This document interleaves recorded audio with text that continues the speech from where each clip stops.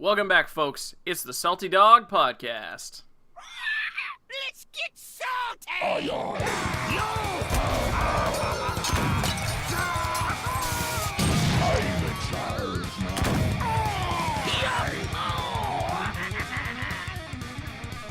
What's up, guys? Welcome to episode 24 of the Salty Dog Podcast. I'm Klashe. He's Dookie. What's up, man?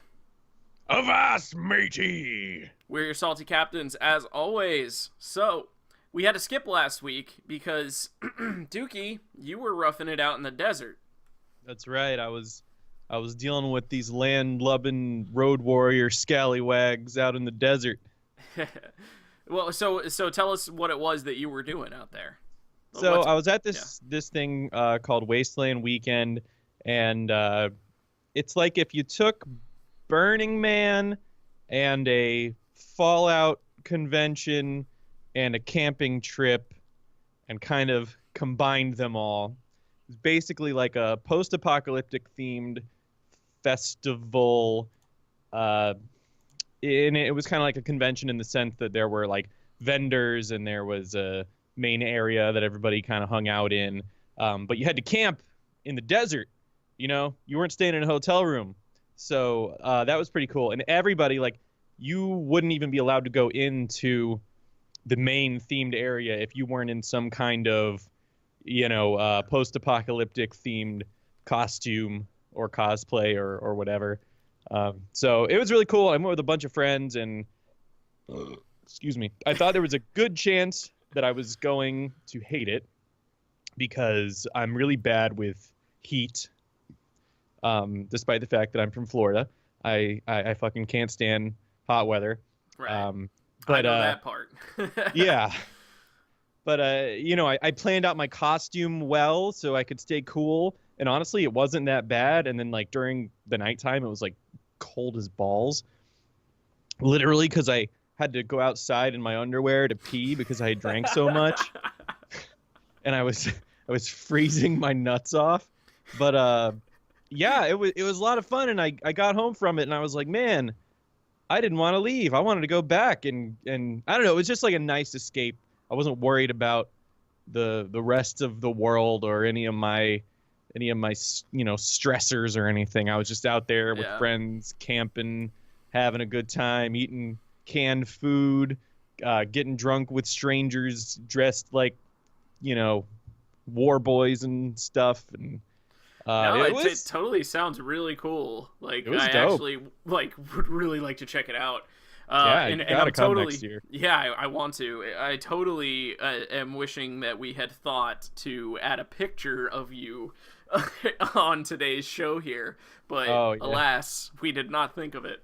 My wasteland cowboy. Yeah. Basically, picture McCree, and you've got a good idea. Yeah, there was some definitely some McCree inspiration. Yeah, well, going on there. We know how much you like 12. Yeah. 12 is my favorite number. I can get you want to know how fast I could get a picture to you and you could throw up on a slide? Like, okay. Right now, I can do it really fast. Man, I'll just put it right in the middle of our cameras here, I'll put it on the Google Drive so it doesn't throw off your Skype window. Oh, thanks, man. Yeah, all right, we're gonna take a brief aside here from our normal show to show you Dookie in his wasteland outfit quick. And for our audio listeners, just imagine I look really cool. All right, it's in the Google Drive if you wish to show it's not the homies. Okay. The homies at home. All right. The dank wasteland cowboy that I was. All right, here we go. There's a lot of, it really kind of just looks like a cowboy outfit, but there you go, right in the middle of our screen here. Boom. For I all of our a lot of bam. Look at that. Oh, put a lot of consideration into keeping cool. The hat, for one thing, despite being black, it's insane the difference that wearing a cowboy hat makes when the sun is like blaring down on you. Yeah. I would take it off and be like, holy shit, this is awful. And then like I had like the bandana to like there would be dust storms. Dust storms would kick up, and I would like pop on those goggles and put the bandana over my face, and I'm like, I'm good to go now. Like, it's not only functional, but it looks cool. Yeah, no, that is super cool, actually.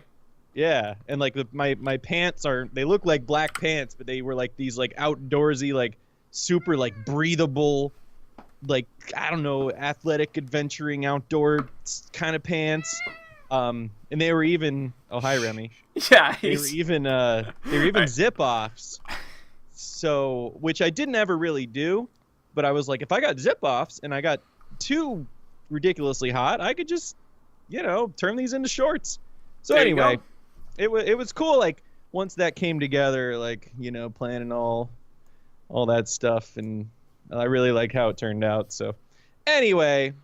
So yeah, that is why we didn't have the show last week, and probably also why Dookie hasn't had as much time to play recently, but have you had any experiences in Hearthstone in your last week here? I've actually been playing a surprising amount because it's what I do when I don't feel like doing my job.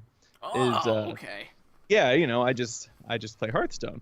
Well, it's like kind of your job for this podcast. No, and it is, and that's the excuse I give myself. Yeah. Is that, well, I mean, I do have a Hearthstone podcast, so this kind of is my job. But let's see, I had an 0-3 Paladin Arena today with a deck that I thought was pretty good. Nice. Had a Ragnaros Lightlord in there. Never saw him. Wow, you never drew him? Like once? Nope, never drew him. Oh, wow, that sucks. Yeah. So that was cool. No, it's totally okay. I went 1-3 with my last Shaman Arena. It's rough in there. Yeah, it's rough in there. Had a game today where in Constructed, I was playing Shaman, and a mage flame striked me 3 times and blizzarded me once. Nice. And the third flame strike, folks, this was in Constructed. The third flame strike was from a Tortolan Primalist. So when you were telling me this story, at first I was like, "This is clearly Arena," because I mean, Tortolan Primalist, right? That doesn't get played in Constructed. Yeah, who fucking runs that? That's so random. Ridiculous. But yeah, I don't know what this deck was, but it beat my tier 1, Shaman token deck. So that was rough. Other than that, I've been questing. I really am enjoying the meta right now. This is probably one of my favorite times in the meta. Mm-hmm. There's just like you can make like almost anything within reason work for you. Yeah. I built a Zoolock today, which I'm gonna show for the homebrew. Oh my god, the burps. I'm gonna show for the homebrew. And it's a Zoolock, so I mean, there's kind of a standard package that sort of goes in there, but I just built it off the top of my head without looking at what the current like meta Zoolock that's kind of decent right now is, and it's actually a lot different, and it focuses on some different aspects, so you guys will see that later. Mm-hmm. But yeah, other than that, just kind of questing. I'm not like really like hardcore laddering or anything. Just kind of casually questing and doing arenas. Right. What about you? Well, I tried to hardcore ladder right at the end of last season, basically the September season, and I always wait too long to really make that push, so I basically sat there all day Saturday trying to make that push, and I made it to rank 3, I want to say, and then I was like, good. I was in my head, I was like, I still have Sunday. I don't know why I thought that, but I was like, I still have Sunday. But no, of course, there's only 30 days. 30 days has September. It's like the first one. The first month in the rhyme, and I still screwed it up. So, yeah, I was like, all right, I'm going to call it here, and I'll try to make another push on Sunday. And I sat down. It's like, you achieved the rank of 3 in last season. I was like, well, I guess that's all gone. So so that happened. Then as far as the season goes, I've had a very rocky start ladder this season. I usually sit down. I'm like, okay, I'm ranked 17. My first few games, like I'll get on a quick win streak and get up to 14, 15, no problem. And man, it's been rough. And I don't know if it's because it's like right at the beginning of the season, so I'm playing against like a lot of people who are like real serious about it. But my deck, I'm playing a meta deck. I'm playing Highlander Priest. I've actually tried a couple different constructions of it at this point, and oh man, it just keeps backfiring on me. Yeah. Like this is one of those decks that like plays its own game within the game, right? Like you're just trying to get certain cards, you're cycling, and if you don't get them, it just doesn't come together. And that's what has been repeatedly happening to me so far this season. Is just like Shadow Reaper Anduin in the bottom 3 cards, or just all this craziness. But I tried some arenas. I had some success. I got a 6-win rogue run in, and then I just had this terrible shaman run. Kind of like your paladin run. I managed to get one tiny little win out of it, but still kind of shitty. So the beginning of my season has been a little rough, to say the least. But I don't know. I really want to stick with Priest. That for whatever reason, like we're 5 days into the month, and as soon as because I was kicking ass pretty good.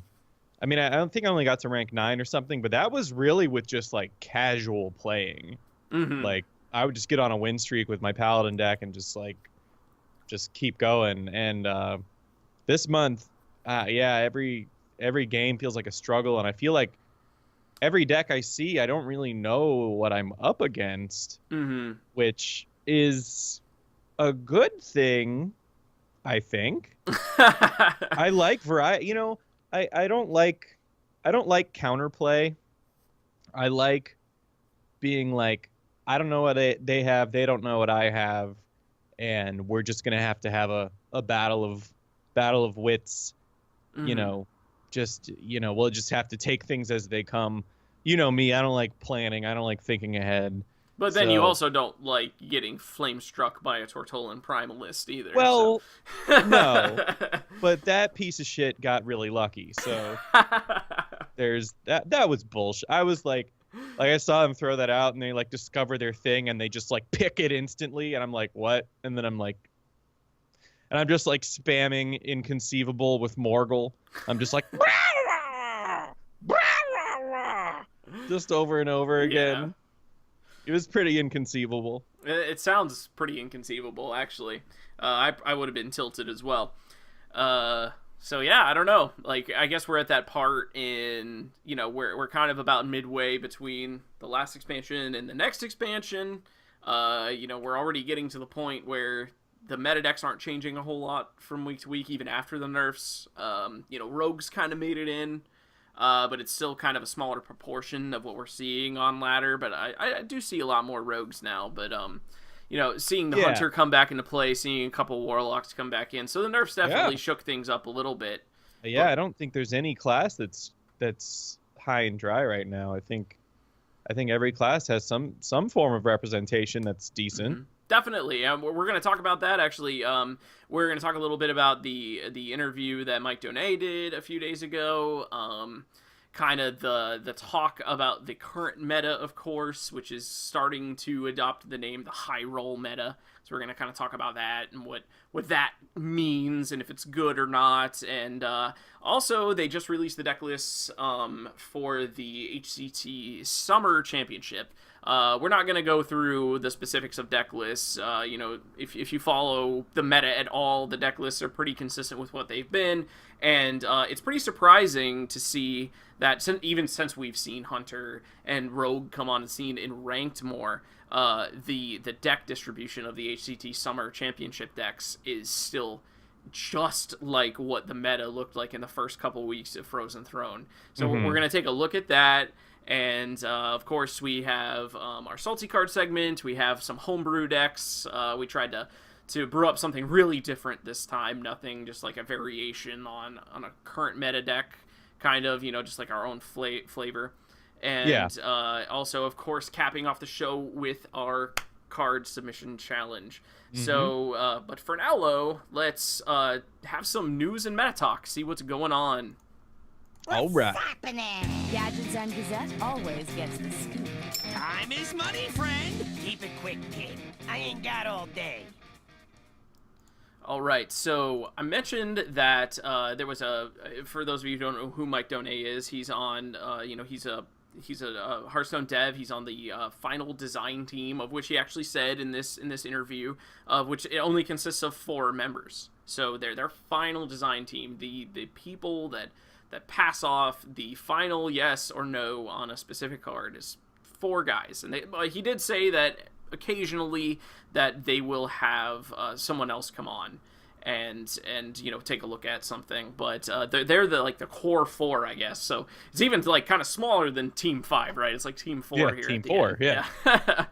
But he said, it's actually kind of nice to have it be that small. Specifically, he said they can all sit down with each other and they don't have to play catch up constantly. They're all kind of on the same page about everything because you're not passing it through 10, 15 people or whatever it is. Right. And they said that they definitely will tweak cards last minute, which is all something that I know I've always wondered about, is like how early on in the set, because they start planning these, of course, months in advance. Like at the beginning of this year, they were working on cards that we don't even have yet, and I wondered when they set those things in stone, and it really feels like they're still changing things up to the almost the month before it goes live, which is cool to see, because hopefully they're watching how the current meta that we're in is unfolding and seeing if certain cards that they were planning to introduce might not go over so well or might strengthen decks that are already too strong.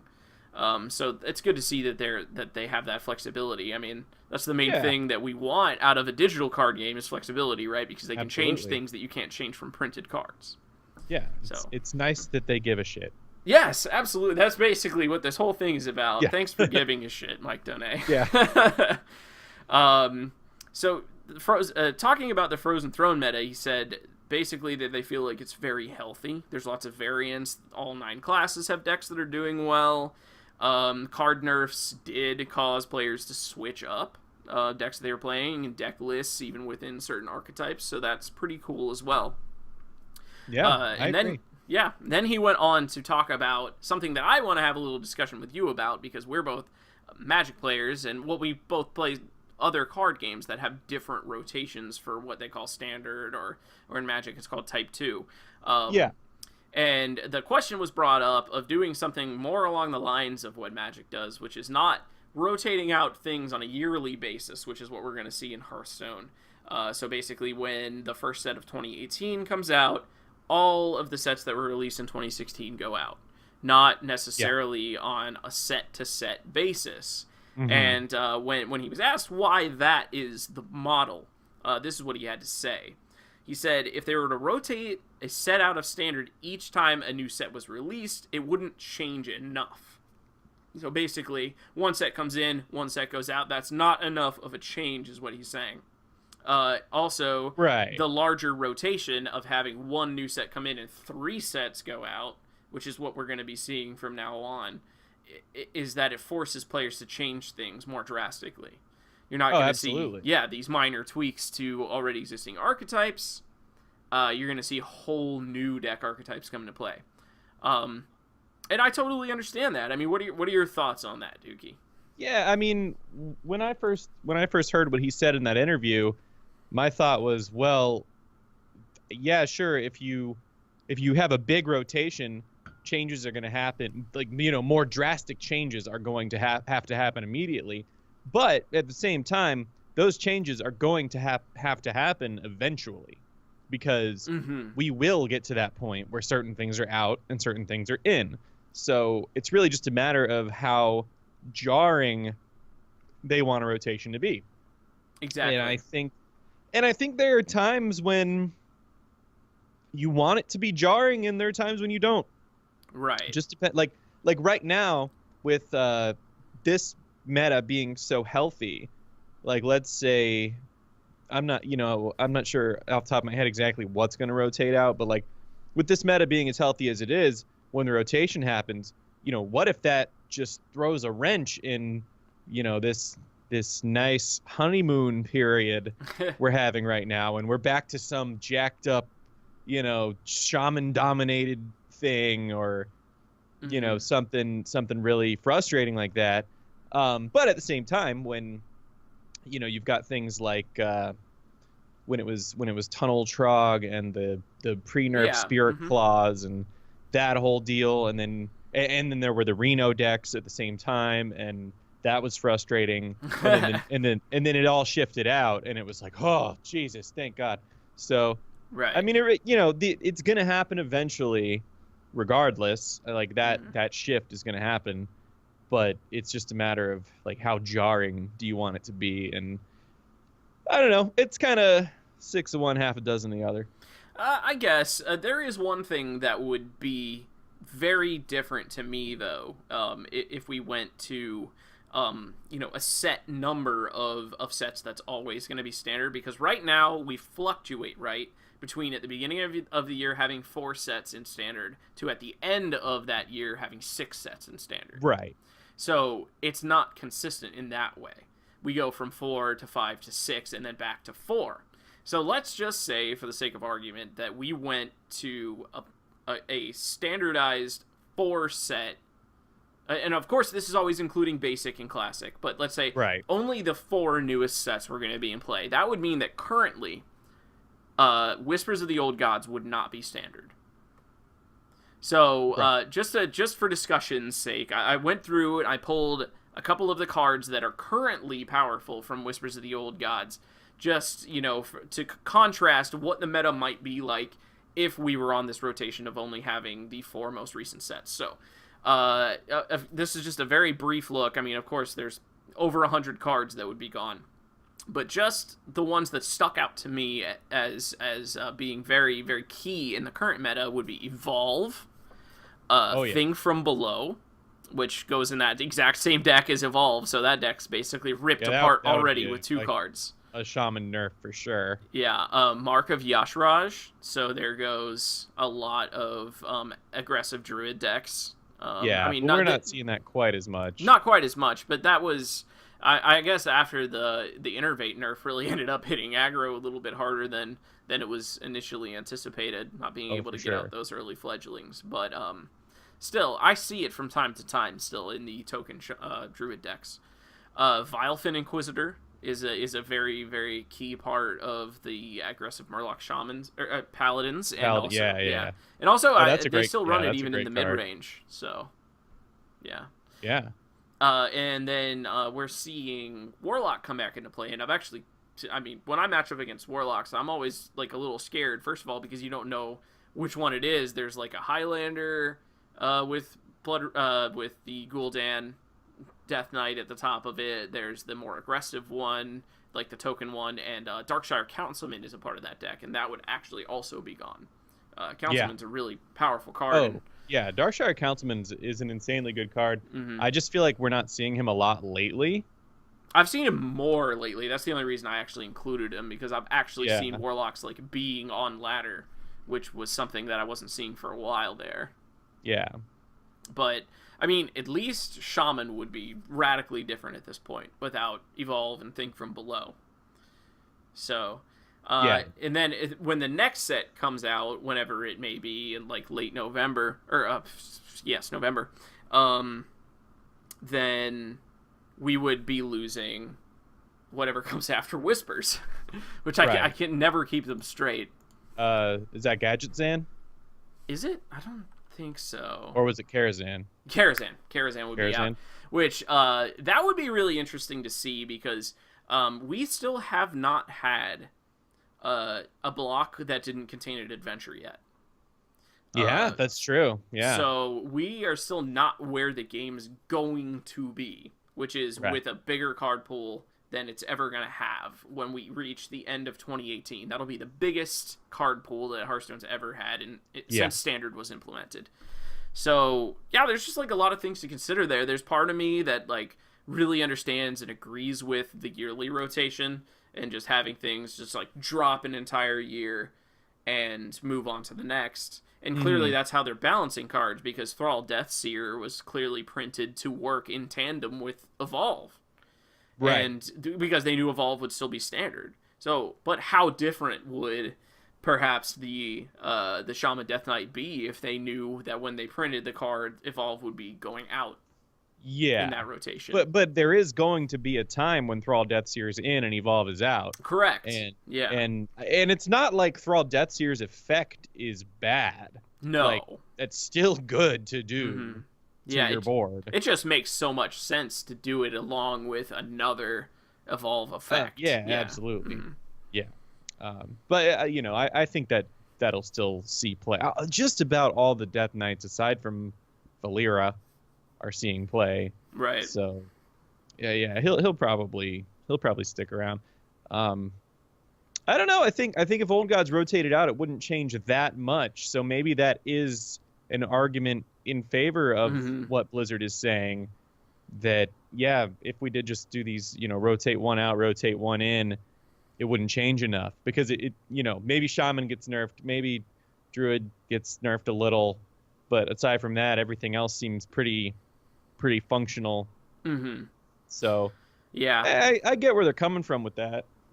My last question to pose on the matter would just be the fact that a rotation that has a set number in it, like 4 or even 5. 4 might be actually too small, so like 5 is like a good middle ground between between the 4 and 6. Yeah, so let's say six. If it was 5, but the way that we have it now, though, just look at the difference between how long the first set released in a year will remain in standard versus the last set that's released in a year. Yes.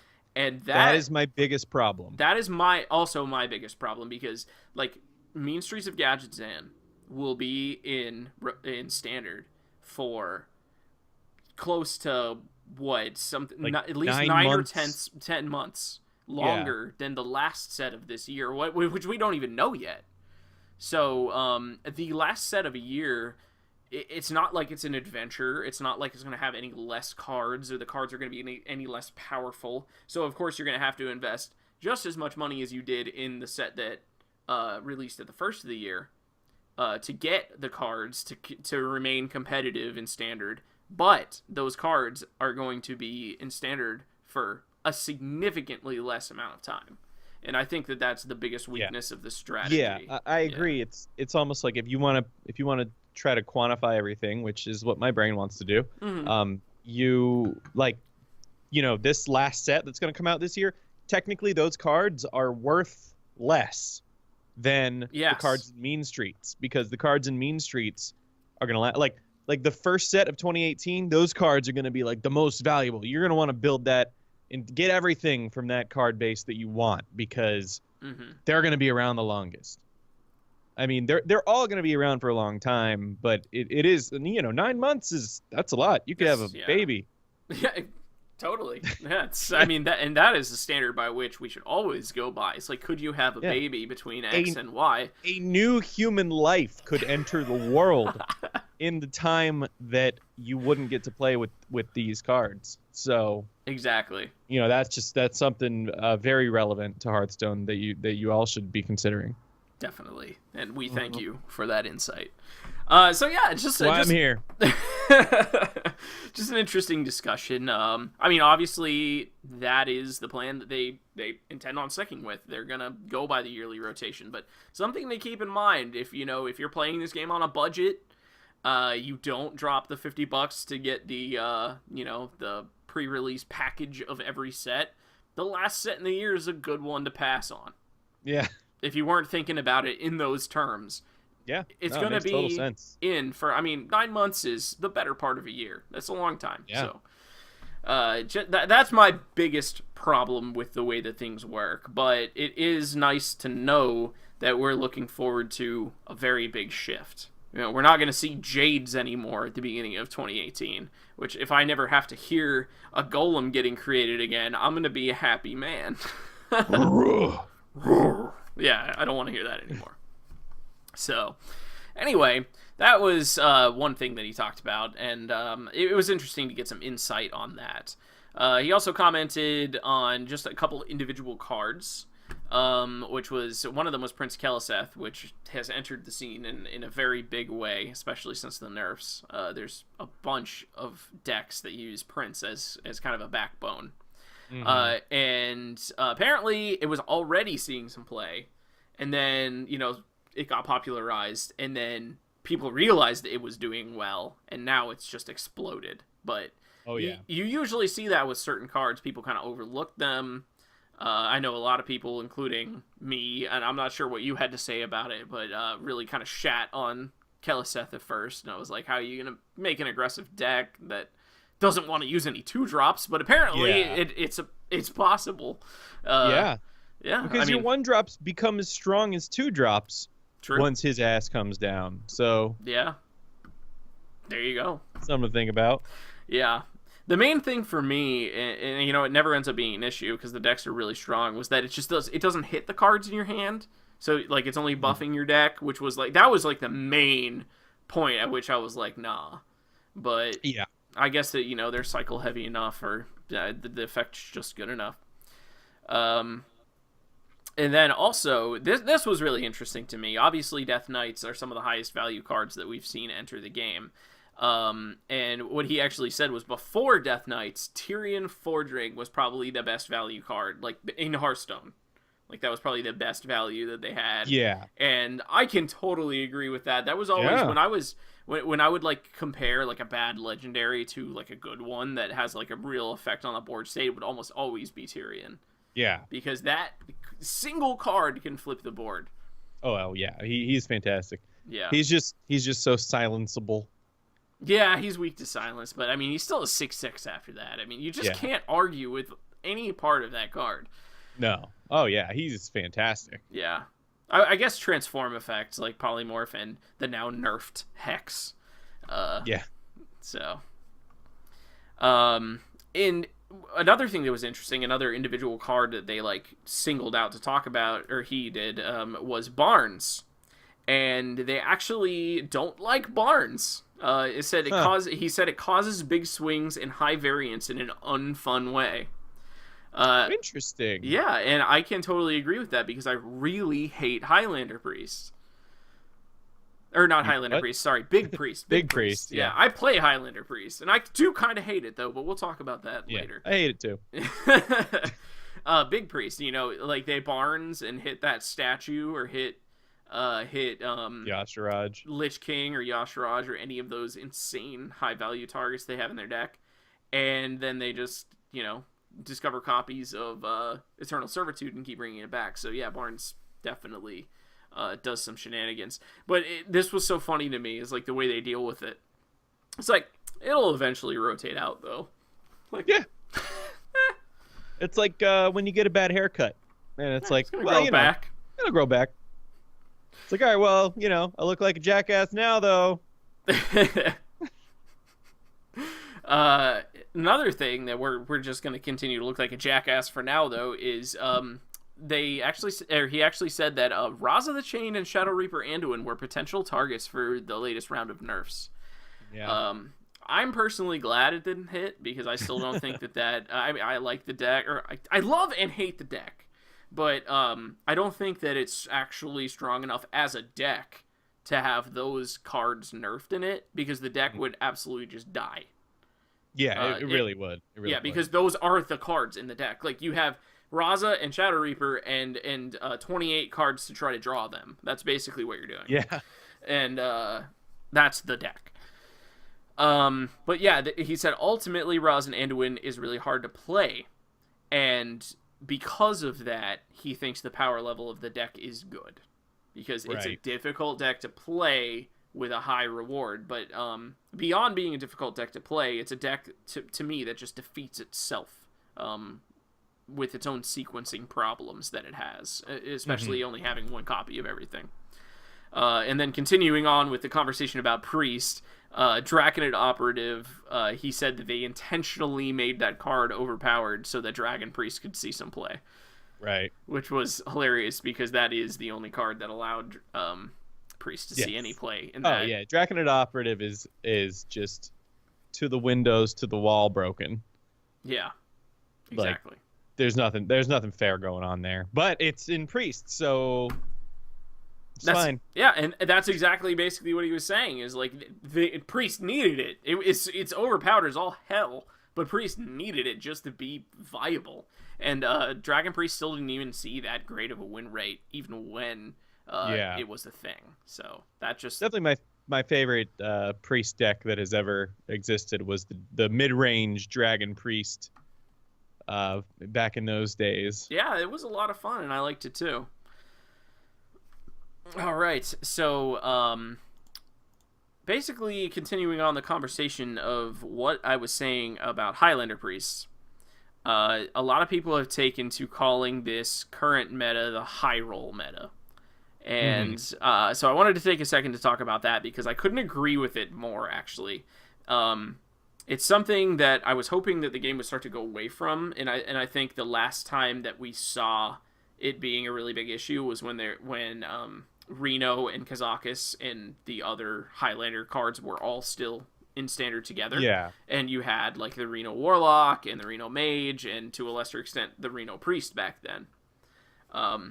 Those are high roll decks all to hell because you could just go to face on the old school Reno lock and you just had to hope that they didn't either have their answers one after the other, just keep you under control, or that you could burst them down before they had the Reno Jackson at 6, or just like hope that they didn't. And games would just come down to that all the time. It's like, do you have the Reno or don't you? If you do, you win. If you don't, I win. Yeah. And I think that we're right back to a similar sort of state right now with that.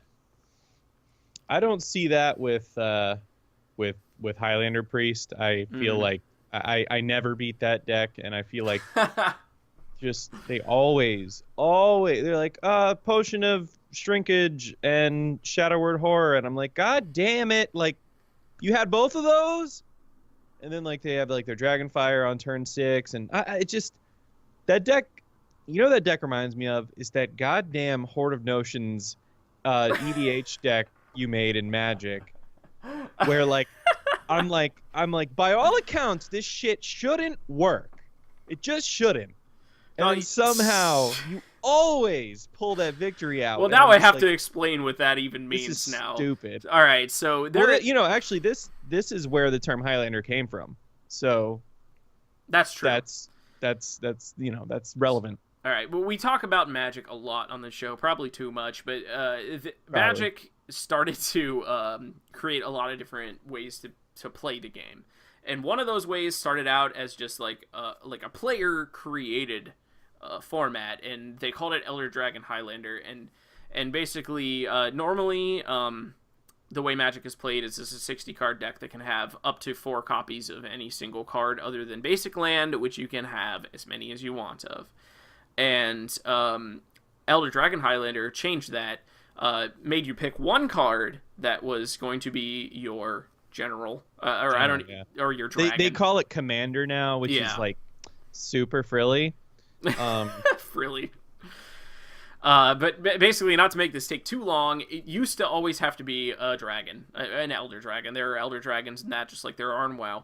And it's evolved many times over the course, but the way that you have to build those decks is they have to be 100 cards, and none of them can repeat.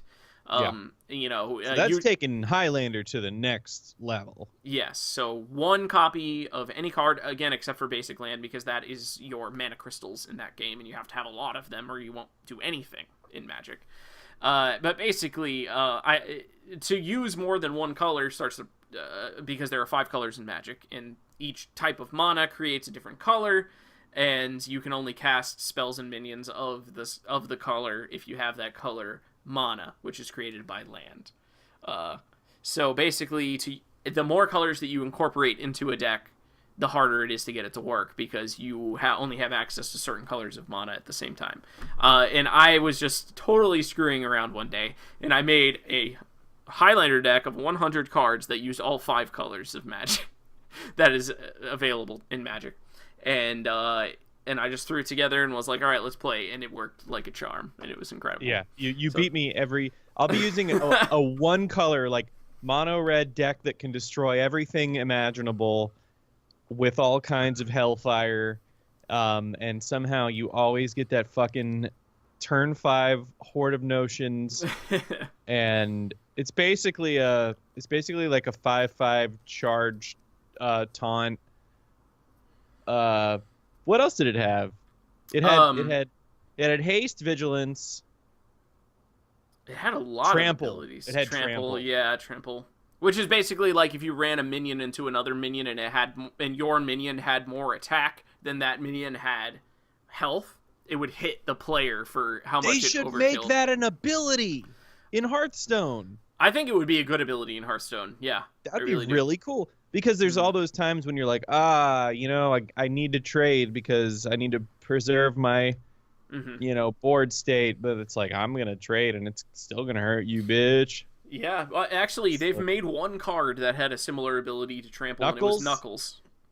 Yeah, and Knuckles would hit the minion for 3 and then hit the player for 3.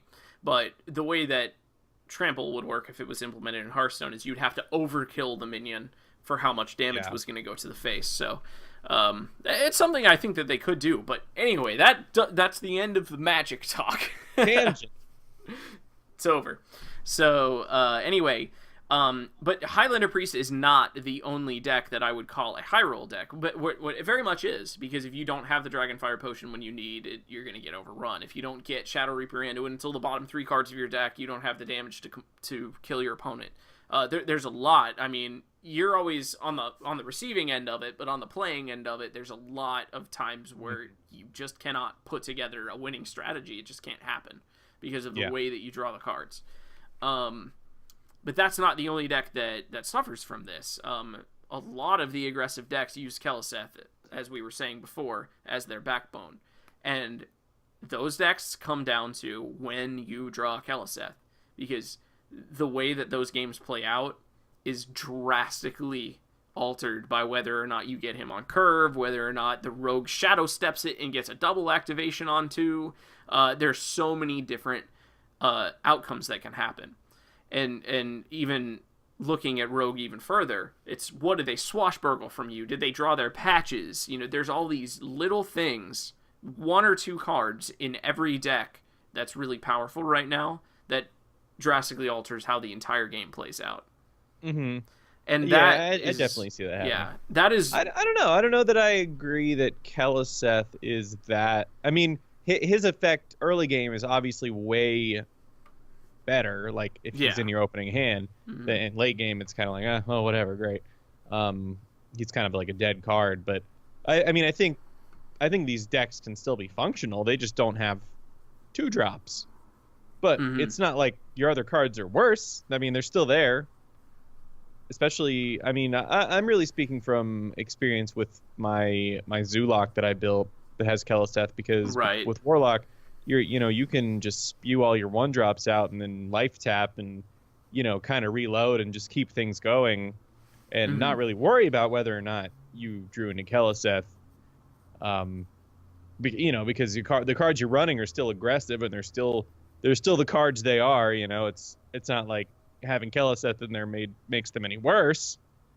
No, it doesn't. Yeah. But the deck in general is made worse by the absence of 2-drops, because there are really good 2-drops that these aggressive decks could be taking advantage of. But I think the reason he's in there at all is because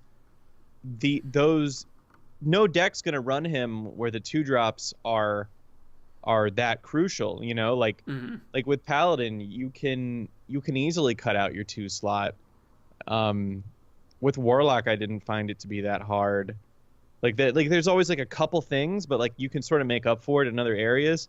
And what was I trying to build? Oh no, I was trying to build the Taldaram deck the other day. Right. But there are certain classes, like you could never do that with. Trying to think of something off the top of my head. I don't know. Priest. Like, you need your Shadow Word Pains. Right. I mean, there are, I think that the inclusion of Keleseth is only is only something that works because these decks are lacking in good 2-drop. I mean, I think they're, Murloc Paladin doesn't run it. Like, it'd be nice to give all your Murlocs +1/+1. Mm-hmm. Like, you need your 2-drop Murlocs, so that's never going to happen. Right, and as a result of it, Murloc Paladin is a more consistent deck. But is Murloc Paladin going to beat a Tempo Rogue that Keleseth's on 2? Yeah, probably. I don't know. I really don't think so.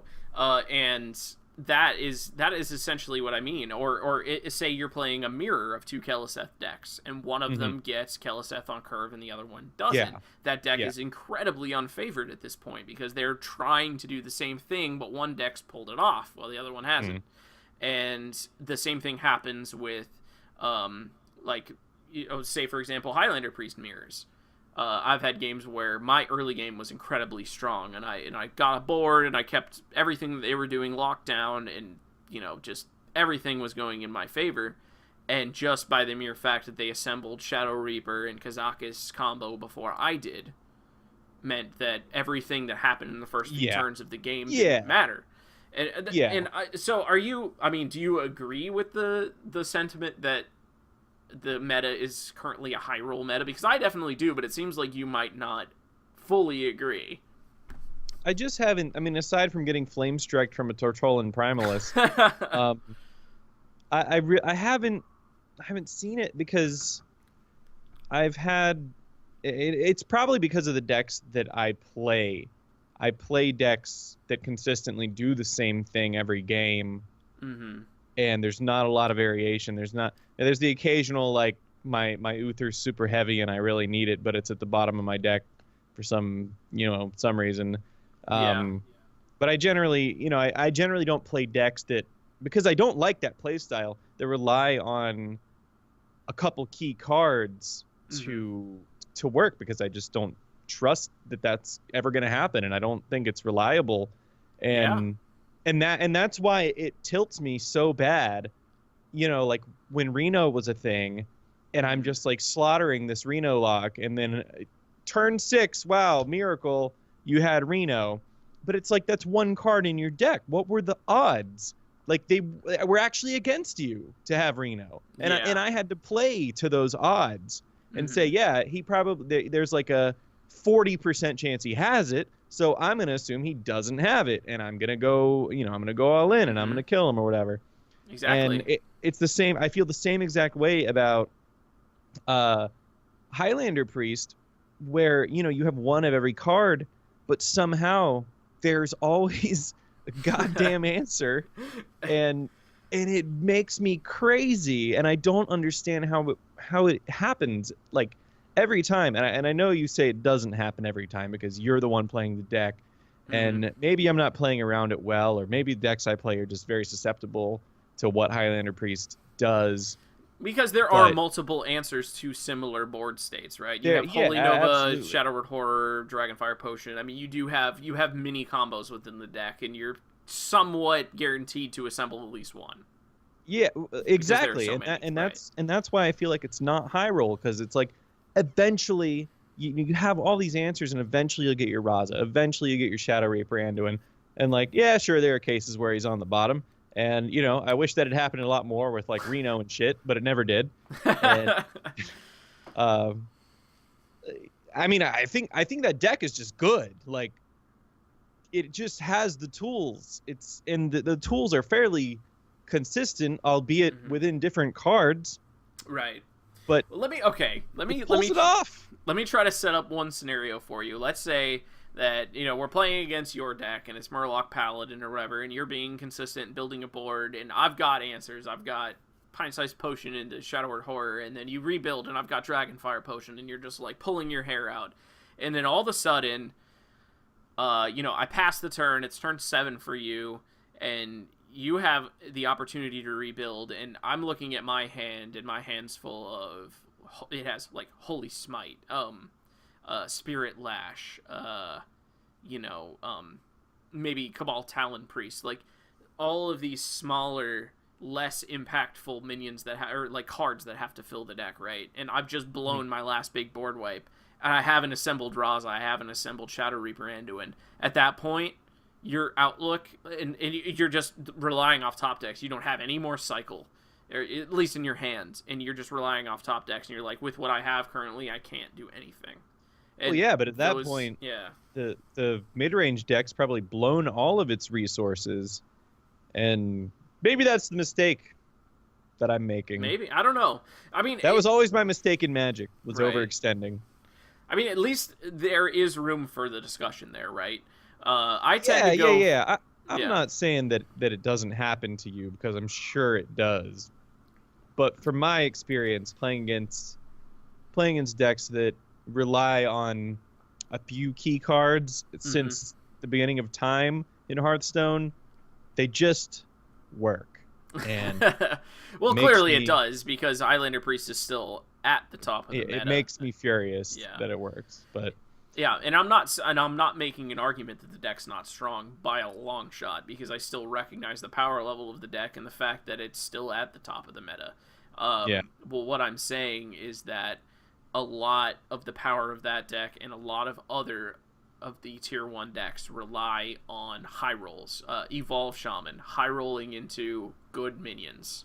High rolling your top decks into, getting Shadow Reaper Anduin when there's a bunch of minions that need to get deathed on the board, and to the point where you can actually get some extra value out of your cards. Getting your early Keleseth, getting a good card off Swashbuckler, being able to combo your Vilespine Slayer. There's so many very small things that blow you out of the game when they come together. And that I've just really been noticing it a lot. Yeah, I mean, I think it really is kind of on a deck by deck basis, where sometimes it really goes off and blows you out of the water, and some decks just have the consistency to just make it happen every time. Right. But at the same time, I mean, it's always a thing in Hearthstone. It's always going to be a thing. It is always going to be a thing. I'd like to see it be a little less than it is currently. Absolutely. I think high rolls, that's why I don't play those decks, because I don't trust it. I don't rely on it. Yeah. I mean, I'd it's rather be consistent. It's consistent enough at the time, at this point, and the payoff is high enough to make up for the risk. It's a very high risk, high reward play style, and the reward is so great currently with cards like Shadow Reaper Anduin that it ends up being ultimately worth it to try. But I would rather see more consistency as well in general in a card game. Something where more your plays, what you do in the game, what you do in the first 5 turns of the game matters more than who assembled a combo first of 2 cards. Yeah. And I don't think that's like currently where we are, and that would be a big negative for me as far as how this meta is. I like that there's, a decent class representation, maybe not as decent as we thought. It looks a little bit more decent on ladder than what we're about to look at, which is the Hearthstone Championship Tour summer decks. But, you'll see some Hunters, you'll see some Warlocks on ladder. Hunters, I think, are a very consistent deck right now. I mean, they're nothing if not consistent to me. I mean, Alley Cat into, Crackling Razor Maw on turn 2 is almost 90% of every Hunter's openers. Yeah, for sure. But let's take a quick look at the Hearthstone Championship Tour summer decks and look at that spread there. We have a nice pie chart here where we've got 16 players bringing priest decks and one hunter. Exactly one hunter. Wow. 2 mages, 3 warriors, 4 paladins, 5 warlocks, and 6 shamans. That's not very many. And then you just look at the more than half of the rest of that pie chart there. 12 rogues, 15 druids, and 16 priests. Wow. So maybe the meta hasn't shifted quite as much as it looks like at the current time. I mean, of course, we've talked about how tournament decks are very different from ladder decks. They're crafted to work in a different environment, but you can see where most players are putting their faith in is still druid and priests. For sure. Even after all the druid nerfs, it's still those are still the most powerful decks. Which I mean, But, this was really shocking to me. The fact that a pro came to a tournament with a hunter deck means that there's probably a good hunter deck out there. Oh, there are very good hunter decks. And I know there are. I'm just saying. Yeah. That's it. In a different meta, there could be a class not even represented. Oh, absolutely. In a different meta, there has been. Absolutely. I'm sure there has. I can't think of off the top of my head, when that happened, but yeah. Yeah. I mean, the Warlock was the one most recently. It's been Priest in the past, but Warlock was completely unrepresented in basically the past meta. And let's look at the breakdown of what actual decks. This might be kind of hard to see, but I'll read it out, and also for our audio listeners, of what types of archetypes are within these classes. So, starting with Druid there at the top, you can see that the vast majority is bringing the Jade Lotus Druid, which, I mean, Jade Druid. Still extremely strong. I mean, they didn't directly nerf any specific Jade cards. I mean, the nerf to Innervate was sort of a nerf to Jade. The nerf to Spreading Plague was kinda, sorta a nerf to Jade. Yeah. But all the core Jade cards, still there, still great. So hopefully some of the other HCT players have brought some Geists to get rid of those pesky Jade idols. It's highly recommended. Yeah, and only like 1 or 2 players there actually brought Aggro Druid, so Aggro Druid has completely dropped off the scene, which is a bit surprising to me. I didn't really see that happening. Aggro Druid's been pretty strong up to this point. And I guess, I mean, the only thing I can think of is that the Innervate nerf really hurt it. It's like, I can't think of anything else, any other explanation as to why it would disappear like this. Yeah, I think the Innervate nerf probably is mostly to blame. Yeah, because you're not getting your turn 1 fledglings anymore. So yeah, and it's got to be. I thought on this graph that the white line there was some kind of divider. No, that's the Highlander Priest line. Then I realized that was the Priest line. So as you can see, Priest, every single deck that is Priest is represented by Highlander Priest. There is no secondary archetype for Priest, which is exactly where I think a class should never be. I like classes that have opportunity to have more than one archetype. And look at Paladin, Murloc, Control, and Aggro even. Yeah. So you've got see, every other class, I mean, except for mid-range Hunter there, has some sort of variation, even if they're far less represented than Priest is. Oh, Evolved Shaman also is just Evolved Shaman. Oh, true. Yeah, you know what? And I can speak to this fact that Evolved Shaman is basically the only deck in town for Shaman, because I've always had kind of like a soft spot for trying to mess with Control Shaman, especially with Deathrattle and like N'Zoth, and I've always kind of made a deck that at least performed somewhat decently every meta except for this one. Control Shaman just does not work. I couldn't even tell you exactly why, but every different format I've made has just been crushed. So yeah, I don't know. I don't think that this is like, I mean, speaking as somebody where Priest is my favorite class, I just don't think that this is healthy for the class at all. It's a high roll deck. It's low consistency. It's so many things that I just. But it's not those things. It's not. It is, but it isn't. But I mean, mainly my gripe with it is the fact that that's the only game in town, right? And I mean, Big Priest is, I guess, even less consistent, and I could definitely see that. Nobody's even trying to mess with that in the HCT, so yeah, I don't know. I still think that the Ngoro meta was a better one than the one that we have currently. It's not the worst meta we've ever had, but overall, the Frozen Throne meta just not quite as good as the one we had before Frozen Throne hit. I don't know if I agree, but I think that's because I really like the options with Paladin right now. Right. which you can go control, aggro, or mid range, and you can make it work. Right. Which is fun. It was a lot of fun for me, it being my favorite class. But but yeah, I mean, there's still a surprising amount of skewage happening here. Yeah, definitely. I thought that the nerfs would have changed this more than it has changed.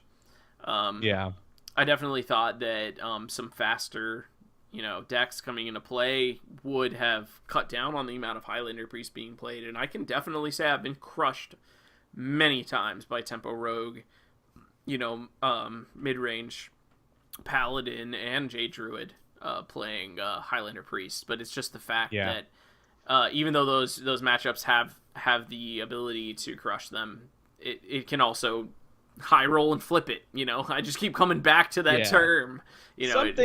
Something I think about Highlander Priest needs to change. There's just pick a card and change it. Like, I don't know, change Raza, change Anduin, change Shadow Visions, change just something. Like if you just change one thing, maybe that would fix everything. I don't know, because where it's at right now, it's one of the most infuriating decks to play against, and you see clearly it cleans house because everyone's using it. Yeah.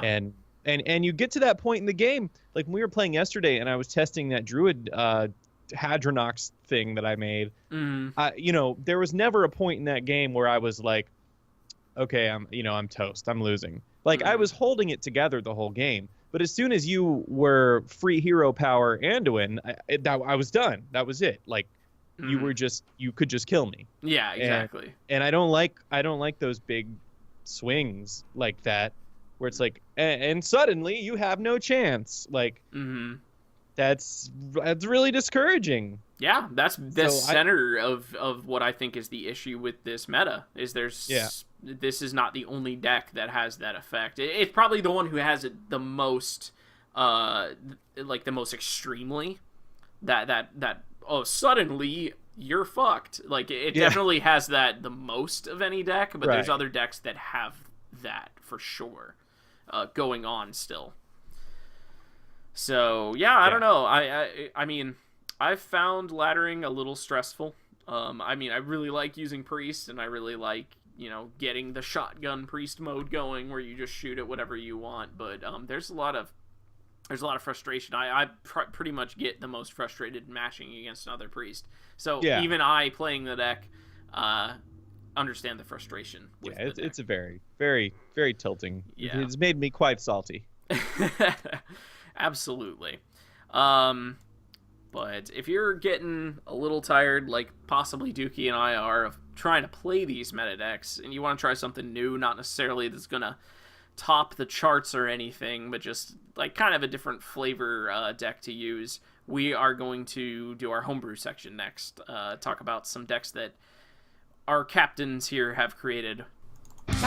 Right. Got them up there? Love my new recipe for science! Alright, so up first we have your Warlock deck here, which you have an interesting name for. Yes, the Prince of Terror. Terror. I assume there's a reason for the P. There is. Terror with a P in front. So it's called Prince of Terror because it's a Prince Keleseth deck, and it's running Vicious Fledgling, which is a Pterodax, and it's running Ravenous Pterodax. So okay. I haven't seen Ravenous Pterodax in a while. He's a beast. I mean, literally, he's a beast. He's actually a beast. That's true facts. He's like a mini Volcanosaur, and all you have to do is eat a minion. And I made this deck so that was very easy to do. Okay. So the list, if it's two of everything unless I say one, it's Archerous Veteran, Firefly, Flame Imp, one Hungry Crab, Possessed Villager, Soulfire, Voidwalker, Prince Keleseth, of course, Death Speaker, one Shattered Sun Cleric, Silverware Golem, Vicious Fledgling, Dark Iron Dwarf, Defender of Argus, Ravenous Pterodax, 1 Spellbreaker, and Doomguard topping off the mana curve at 5. Doomguard's a good minion. He is quite good. So this is a really like aggressive deck as usual. That capitalizes off of Prince Keleseth making your massive pool of 1-drops worthwhile to get later in the game, and it also always never hurts to buff everything in your deck. And with Warlock, you have access to drawing extra cards, so Warlock really kind of benefits more than any class from Prince Keleseth, because you're able to reload your hand and get those buffed minions. And this deck is almost all minions. The only spell in it is Soulfire. There's a little bit of discard synergy in the deck.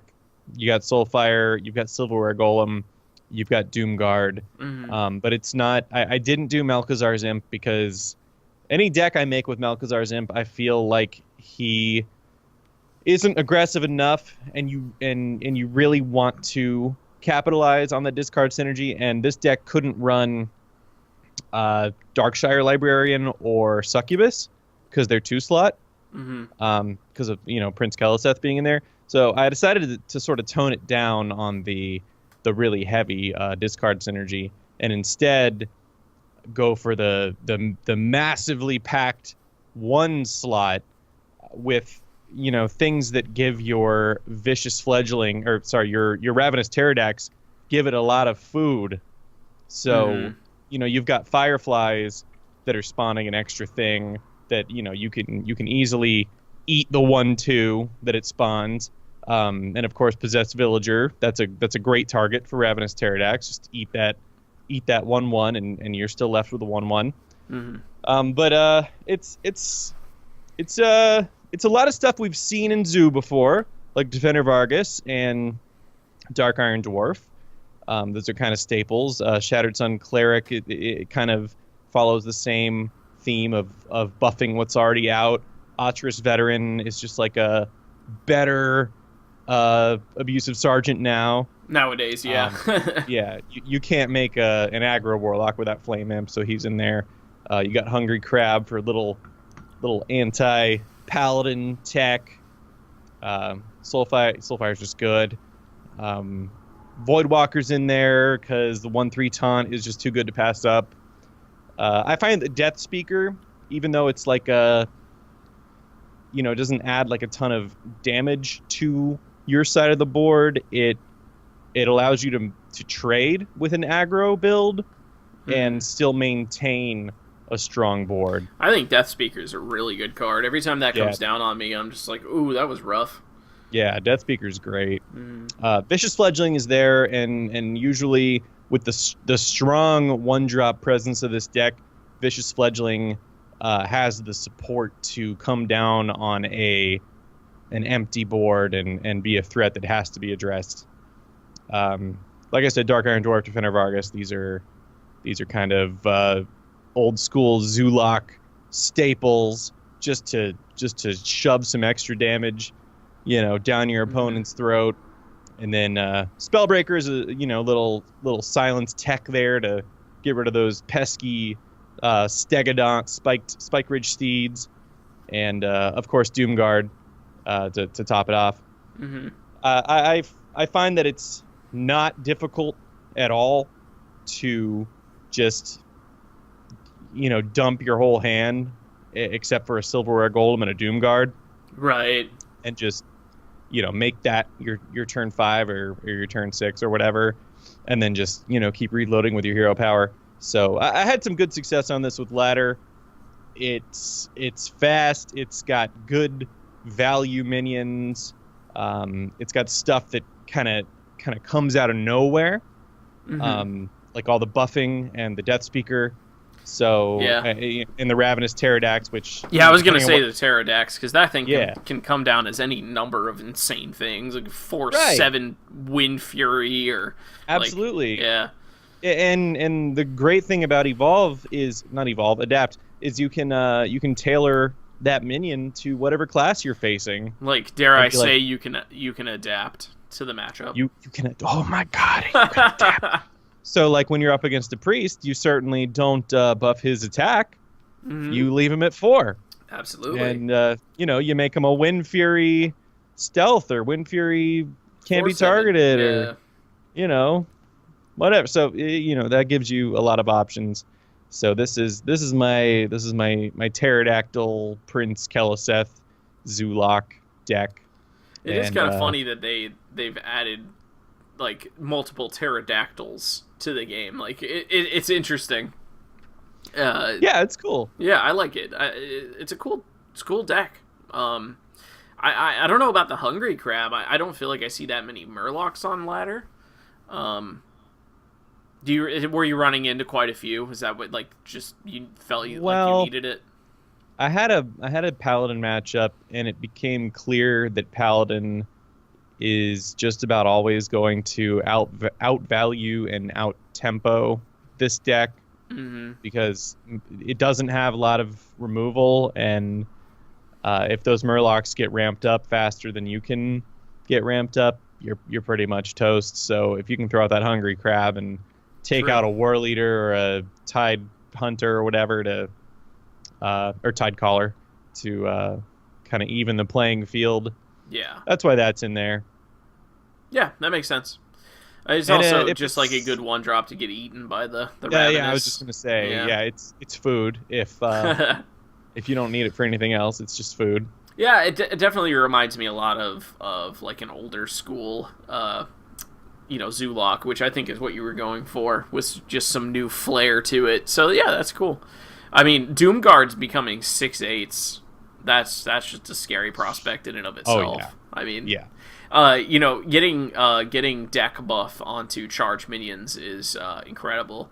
Oh yeah. It might, like, I don't know. You'd have to take out a lot of things, but patches with the Keleseth buff is just crazy. So yeah, and that's the Zoolock build that's going around, but I can't justify pirates for like a non-weapon class. Like it, what do you run? Like I've seen them run like South Sea Captain and then Patches South Sea comes Captain out and Patches can come out as a 3/3. Comes out as a 3/3, but the South Sea Captain on his own isn't really helping your deck. He's just not I'd rather just have the consistency of a Vicious Fledgling being a 3-mana 3/3. Yeah, no, it's definitely or a Silverware Golem. Yeah, it's definitely more consistent because you could just top deck Patches or exactly. You could run into Patches, that. Yeah. So I couldn't really justify like a pirate package in this deck, so that's why I didn't include any of that. Instead, that's understandable. Went for more of the classic buff stuff. Just solid, good tempo minions, sort of Zoolock situation. Yeah, that's something I'm noticing more and more about your playstyle too, is that you really, really value consistency, and don't like to add mini combos or things that can backfire, like top decking Patches as basically a Stone Tusk Boar rather than something good for your deck, Right. Yeah. So. I just can't justify it. Like, and I mean, I have plenty of decks where I do run the pirate package and I do run Patches, but that's because those decks are weapon classes that can still heavily benefit from having pirates in your deck. Yeah. You can True Silver Champion on turn 4, throw out a Dread Corsair, Patches pops out, and it's just like the most massive turn 4 tempo swing you could imagine. Yeah, you could run what's his name, Medivh, and then you'll have a weapon. There's the weapon. Yeah, totally. No, that's cool. Beating people over the head with a tiche. Yeah, I've been playing the Highlander Priest for so long at this point that I'm kind of starting to want to play something very different because I'm getting sick of it. So this is something I might try, just to go for, more aggressive and have some faster games for once. I basically took what's the deck right now that is the aggro underdog, and aside from Priest, which can't be aggro. No. And Mage, which kind of also can't be aggro now that mechs are gone. Yeah. So I said, okay, Warlock's probably the shittiest of the aggro classes right now. So I'm gonna try to toy with that. So I came up with the old school with a new twist, the Prince of Terror. The Prince of Terror. You heard it here first. All right. So for mine, I went with a rogue deck, and short story about me. I mean, Priest is definitely, of course, my favorite class in this game, but I've had very, very favorite decks over the course of my Hearthstone career, and very, very close to the top was a very brief period of time when Naxxramas was still in Standard, and there was also League of Explorers.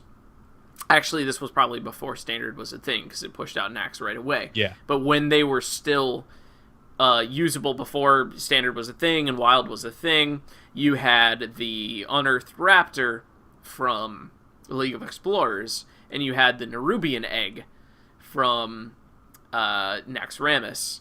And the Deathrattle Rogue deck that was possible to create when those things were together was just incredible. Like, I loved it so much. Like, it ran Defender of Argus and Cold Blood and the Raptor, and you just had all these different ways to get your Nerubian Eggs to trigger, to get multiple triggers off of your Nerubian Eggs, and it had the other incredible Deathrattle minions from Naxxramas, like Sludge Belcher, and oh man, I played that deck so much, and I had so much fun with it. So I always think of it and just like remember how much I loved that deck and try to recreate it.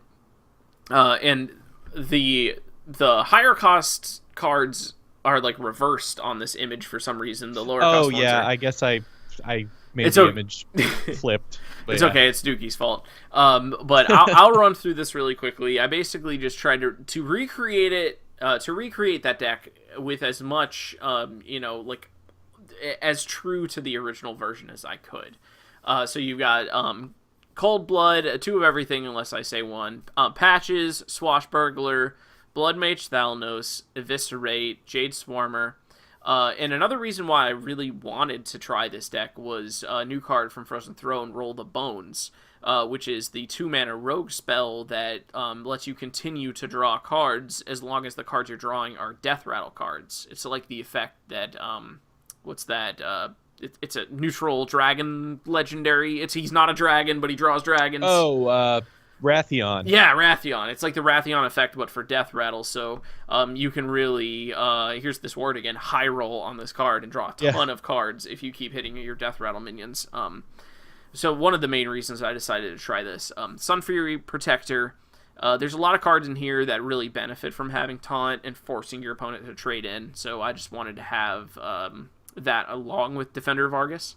Undercity Huckster. It's just a good 2-mana 2-drop. I mean, getting cards from your opponent's class is good, and you're doubling down on that with Swashbuckler.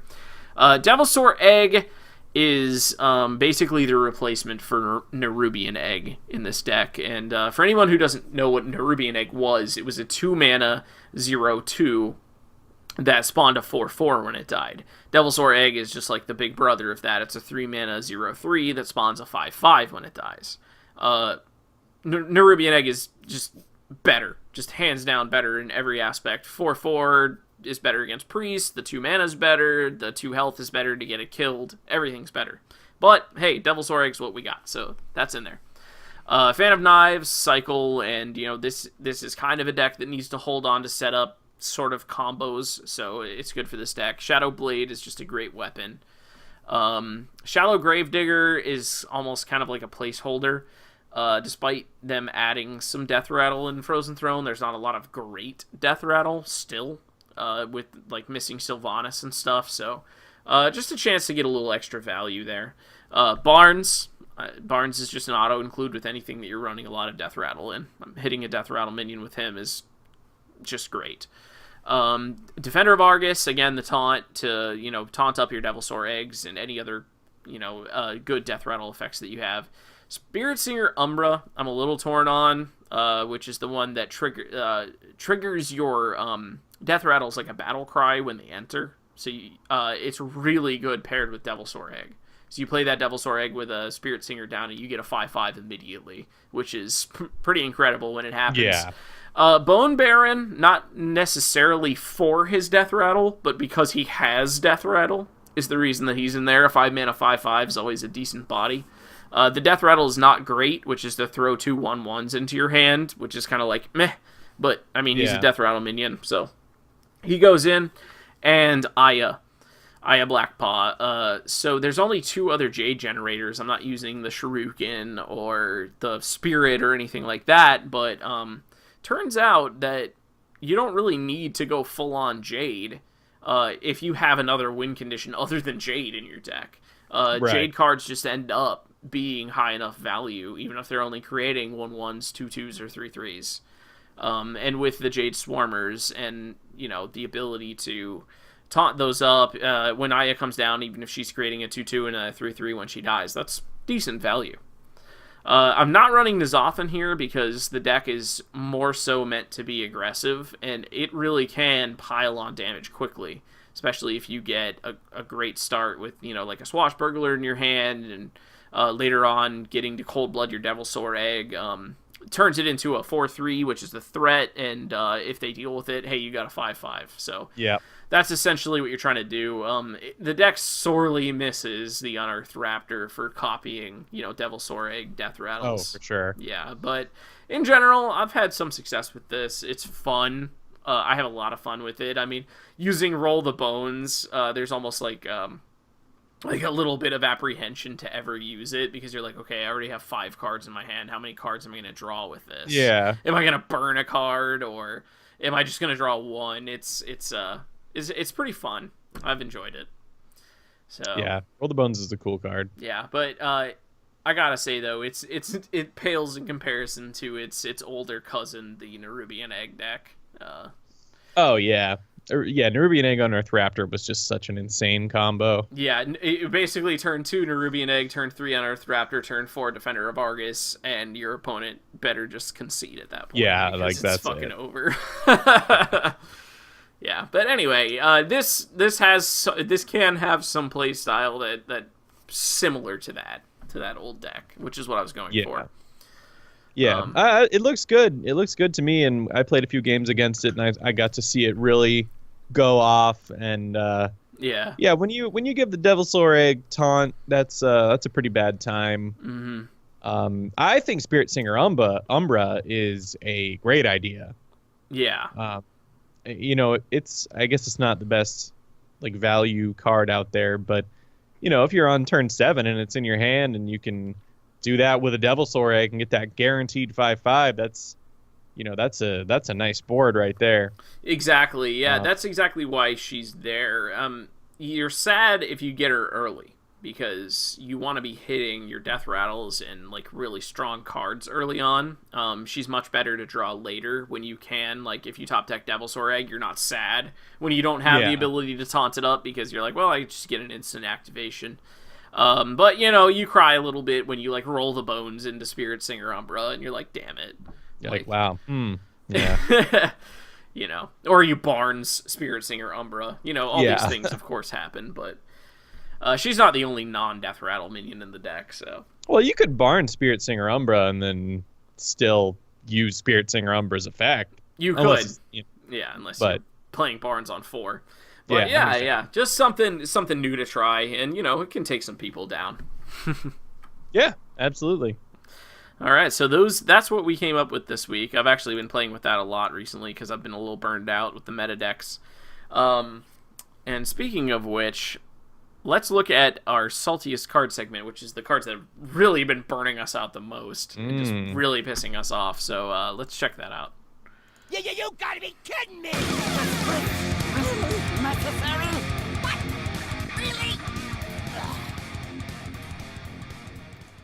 All right, up first, I can definitely agree with this one. You want to tell us why you hate this card?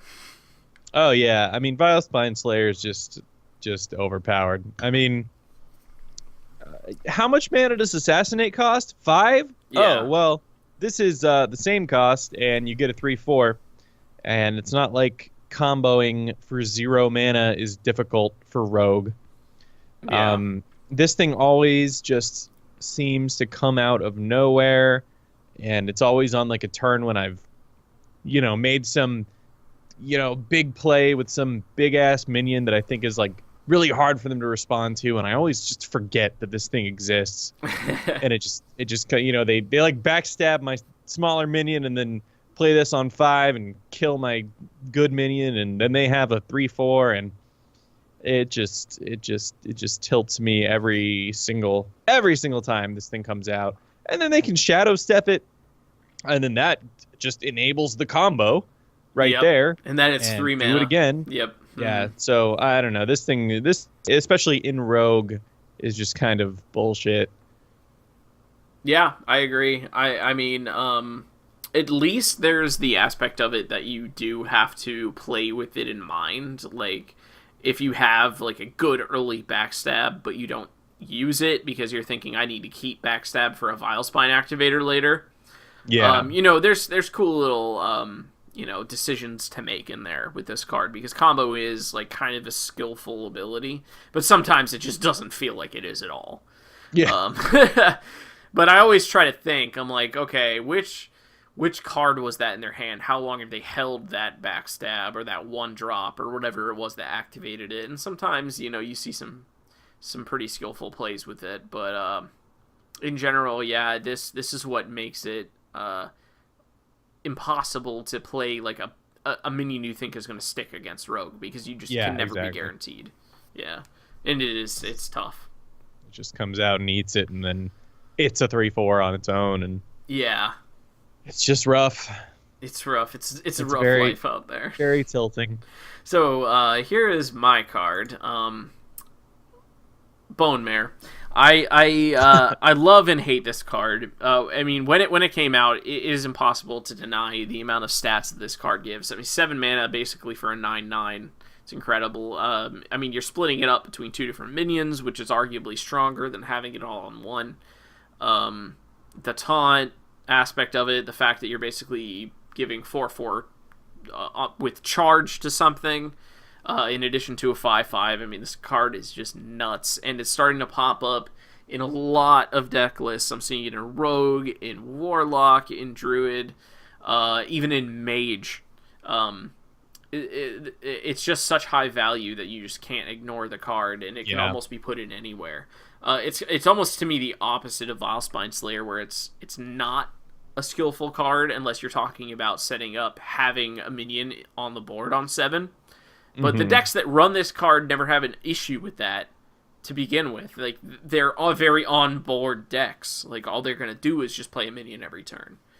And this comes down, you think you've stabilized or whatever, like maybe there's just a 1/1 left and you just don't have that last spell or that last minion to just clear off that one more minion, and you're just punished heavily for that with Bone Mare. Yeah. And all of a sudden you go from staring down a 1/1 to staring down 10/10 worth of stats. And that is a brutal reality to face. So. This Bone Mare, I feel like no one wants to admit it, but like, because it's neutral, so it's not like it's not like breaking any class. Everyone has access to this, right? But I don't know how they justified this thing. Like, the buff should be smaller, or the mana should be higher, or the minion itself should be smaller, or something, because you really are getting a like a 9/9 taunt charge thing. Like, it's crazy that this card was printed digitally. Digitally printed. Digitally, yeah. I agree. I mean, the fact that you get the 4 damage basically with charge is nuts. The taunt's nuts. If you don't have the board wipe, the ability to deal with like the board state that this creates, it just solos you. It 1v1s you. Like, Bone Mare just kills you. Which is the main problem I have with it. It's even worse in Arena because if they manage to stick this in arena, you have almost no chance. That's it. Without like a constructed deck level power cards, you don't stand a chance. So it's just a very oppressive card when it comes down. Yeah, and I mean, I love using it, and I love putting it in mid-range decks, and you can, if your boards are like equal, you can trade with it to your advantage. If your board is stronger, then you basically just win at that point. Yeah, it's a ridiculous card. Definitely. So that's what's been pissing me off. I mean, especially there was a game I was definitely set to win in arena. Like I think I had like way more than lethal on board on my next turn, and Bone Mare just comes down and just completely shuts me out. Yeah. With I've got to trade all my little minions into the taunt minion, and then I don't have lethal, and everything just goes to hell after that. So anyway, that's what's been pissing me off. But we have been going for a while now. It is finally time to check out our card challenge for this week. Whoop, whoop. Which is where we ask you guys, our listeners, to send us card ideas for a prompt that we gave you on the previous week. This time it was 2 weeks ago, which was my challenge, which I asked you guys to make a new card type that was a specialization, which would change the entire way that your class or your deck plays out for the rest of the game when you play it. Some people submitted slightly different cards. There were some that was the one that was submitted as a minion, but the way I had it in mind was basically to work like a quest. It would start in your hand, you would play it for 0 instead of 1, and it would just change the course of the game. But let's check out what we got in this week's card challenge. Prepare yourself for the ultimate test. All right, up first, this one's a tad hard to see, but I will read it out regardless. This one comes to us from Heilung, and it is specializations for a paladin. Yes, so we have Holy, which, again, as I stated, it would cost 0 and start in your hand, and you would just play this. So it would replace a card in your hand like a quest would.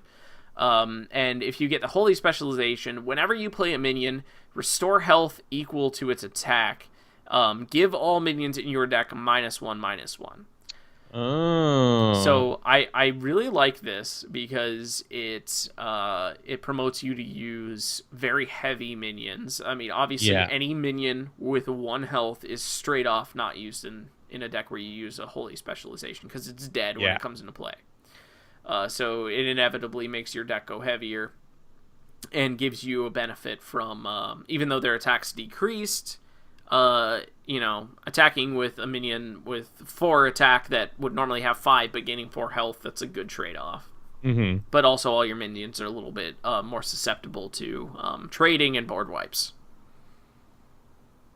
So yeah, I mean this is control paladin here. I mean, you're just surviving.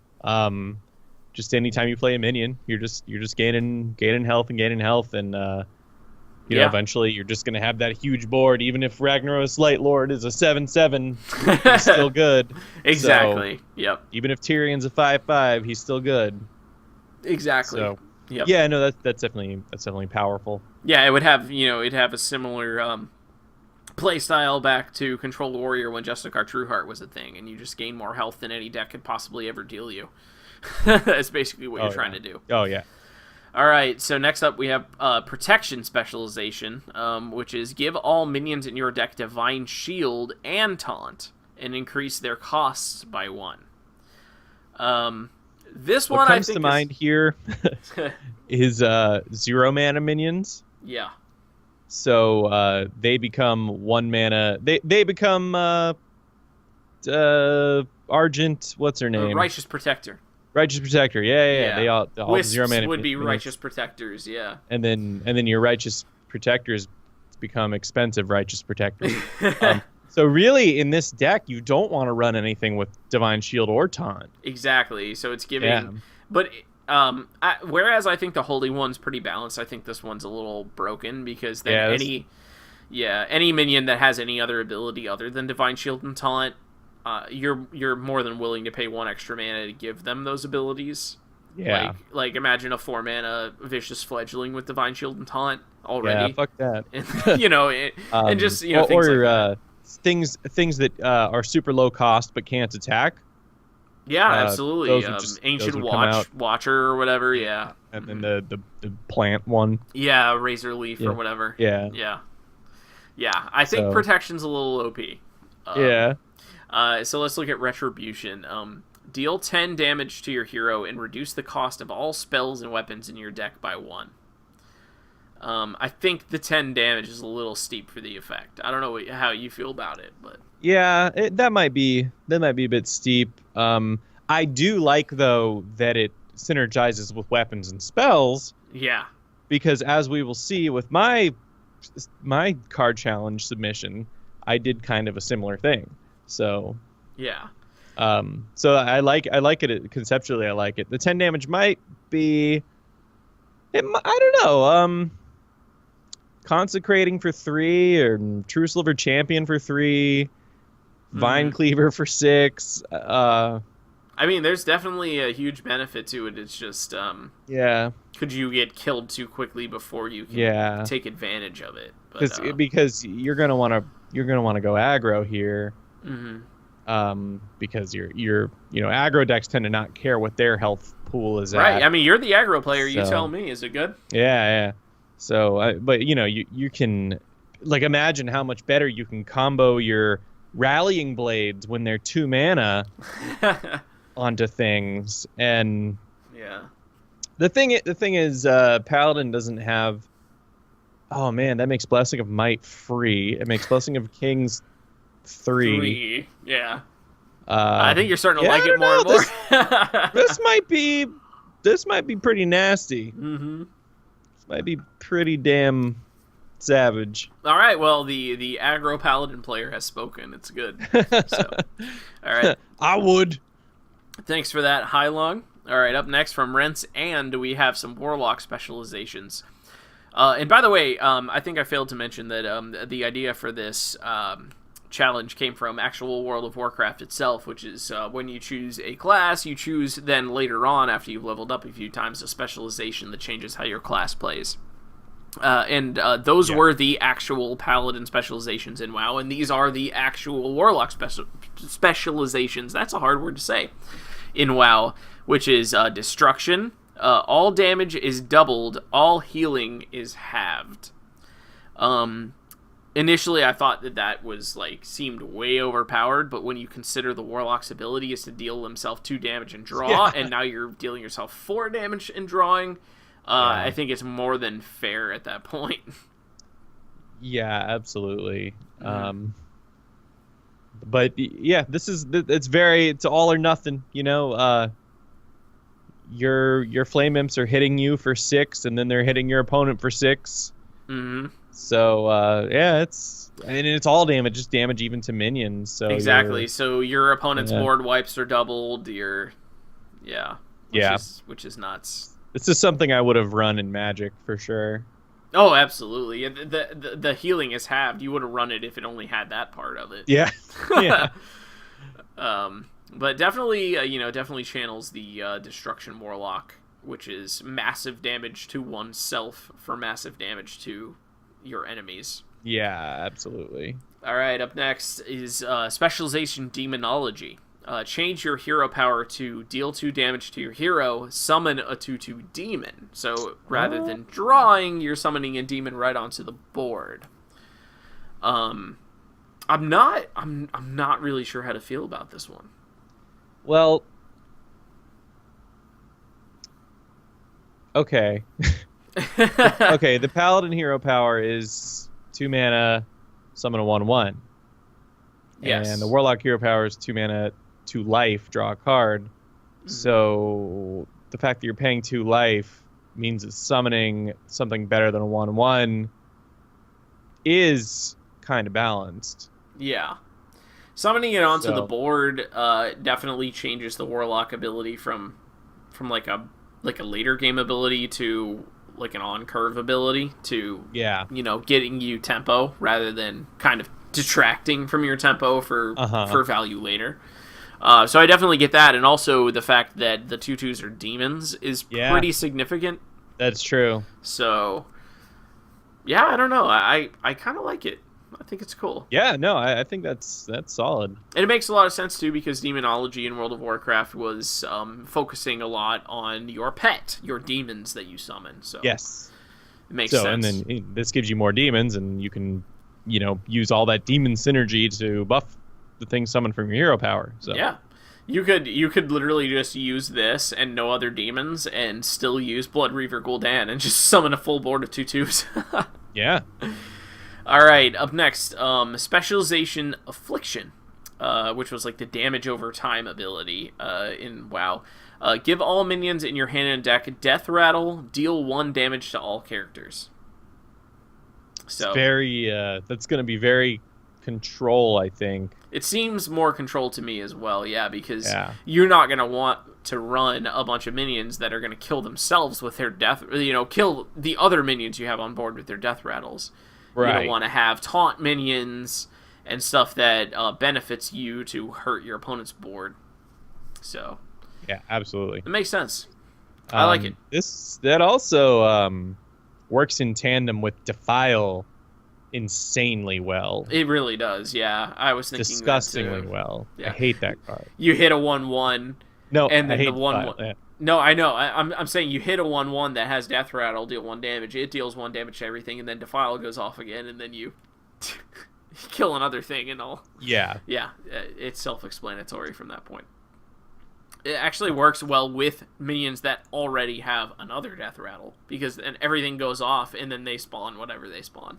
Yeah. Oh, yeah. Yeah. Yeah, all kinds of hell is going to break loose with that card. Which is perfect. Hell's perfect for Warlock. Oh my goodness, you're right. All right, up next from I'm a Dragon. This is the one where he took kind of a different spin on it and made the specialization into a minion. This minion is called Egwin, which, I don't know, my WoW lore doesn't know who this is. Do you know who this is? No, I feel like that's a fantasy lore. Oh, okay. Not like an actual WoW lore. I could be wrong, though. All right. Well, it's a 5-mana 5/6, so great stats for 5-drop. At the start of the game, if your deck is full of only minions, they count as spells for the rest of the game. So I take it that this card just triggers no matter where it is and causes this effect to happen. Mm-hmm. Like Prince Malchezaar. Basically, yeah. Like Prince, and it's the same stats as Prince. So you're not using any spells in Mage, first of all. Like, no Fireball, no Firelands Portal, no nothing. Which is weird. And then the secondary thing is, how much does Mage currently benefit from having, like, playing spells? I mean, obviously you have Mana Worm, but we don't have Flame Waker anymore. So I'm wondering what having your minions count as spells is going to do at this point. It works for Mana Worm. It works for Medivh. Red Mana Worm. It works for Medivh, you're right. It works for Mana... What'd you say, Mana Worm and Red Mana Worm? Yeah, I was just saying that's another example of a minion that works for. And Mana Addict. I mean, there's stuff... and actually, according to the chat, Egwin is Medivh's mother. So... Oh, okay, that makes sense. That would make sense. That works super well with Medivh. Okay, yeah, I'm seeing... Wow, this is well-researched as far as lore goes, too. Okay. Because, you don't even have to... Like, I mean, even Firelands Portal, in a sense, like, just playing a 7-drop is going to have more stats than what it's going to spawn for you. I mean, you're losing the 5 damage, but it's definitely a more... like on-board strategy to just be playing minions rather than spells. Mm-hmm. That's pretty cool. I like the idea behind it. Definitely an interesting concept. Yeah, and we just have to mention Magic way too many times in this show, but playing minions in Magic actually is a spell. That's right. It's a summoning spell. A summon spell. Yep. So this basically makes Hearthstone more like Magic in a way. Yeah. Yeah. So it's cool. I like it. Yeah, I think it's a cool concept. Yeah, and I mean it's just a really well statted minion when you draw it too. So exactly. All right, up next, from Aoricos Dragon, we have a very, very interesting card. It's called Pirate's Cure. I'm not sure, since he has like a voodoo doll, I'm not sure if it was supposed to say curse, but I feel like it was supposed to say curse. Maybe, but we're gonna go with cure. So it's the only specialization. It's a neutral one, so anybody can specialize in pirates. And it says when the game starts, draw this card and an extra card. So that's already crazy. All pirates gain +3 attack and -1 health, and all pirates in your deck and hand gain charge for the rest of the game. Jesus. So basically, if this card was printed, everyone would be playing pirates, regardless of the class. But you can't run Patches. Deckhand. Yeah, you can't run a Deckhand, Patches, Swashbuckler. Or Patches, Yeah. or Swashbuckler. It's funny because it's funny that you mentioned the 1 health pirates, because when Ericos submitted this card, it was like fuck Patches. So like basically this card was to specifically counter using Patches as a pirate. Aorcos in the chat said it's supposed to say curse and it's supposed to be for rogue. Oh, okay, so it's a rogue only thing. Okay. Yeah. Gotcha. Yeah, Okay. this is pretty fucked up. Yeah, I mean when you're playing you know, what's the 2/3 I can never remember the name of the pirates, which is hilarious. Bloodsill Raider. Yeah, I think you're right. Raider. Yeah. When you're playing Raider as a 5/2 charge for 2 mana. Yeah. It's a little busted. That's a Rocketeer. What's her name? Reckless Rocketeer. Yeah, Reckless Rocketeer for 3. She normally less mana. costs 6. Oh, 4. So... Yeah, you're right. 4 less mana. So this is pretty busted. Yeah. Yeah, but I I just do think like the idea of rogues being pirates. Actually, I heard in current WoW, one of the rogue specs is basically now a pirate. So that's cool. That's cool. Yeah. All right. So yeah, I just think the +3 attack is a little too much, especially if they're getting charged. Like I think like maybe just charge. Yeah. Or like just at charge, most like fine. +1 attack. Yeah. It's just like charge minions are so, you know, they're all those things like unreactive, and you know it's when they gain that much extra attack, it's just you can't deal with it. Yeah, exactly. But it's a cool idea. Also, one other thing I did want to point out is that says all pirates. So if your opponent was playing any 1 health pirates, they're just dead in their decks. So no one would ever play a 1 health pirate again. Basically. So this is the fuck Patches card. Absolutely. Yeah, Patches is gone. All right. The last one we have here is very interesting. Very, very interesting. Yes. This is from Steph Van Essen, and he did mage specializations. So we have here, these are all very, very intricate. We have specialization arcane. For the rest of the game, your spell animations are purple. Draw a card. All right, that makes sense. You know, arcane intellect, you know, arcane magics, purple. I get it. Yeah. All right. Yeah. So specialization fire. For the rest of the game, your spell animations are red. Draw a card. Oh, interesting. So this is really different from the arcane specialization because your spells are red. Which I think is very important. Yeah. I mean, very important. Red frost bolts. A huge difference. And finally, specialization frost. For the rest of the game, your spell animations are blue. Draw a card. Oh, okay, I see. It's blue fireballs. Can you believe different because they're blue. Yeah, absolutely. Yeah. All right, so the reason why we decided to use this one, and I mean, it's hilarious, and obviously, I don't think that Stefan Essen probably meant anything more than just be silly with this. It actually brings up a very interesting conversation for me, which is what is happening to World of Warcraft over time. Yes. Which is a rant I'm going to try not to be too long about because I think we're going on 2 hours here already.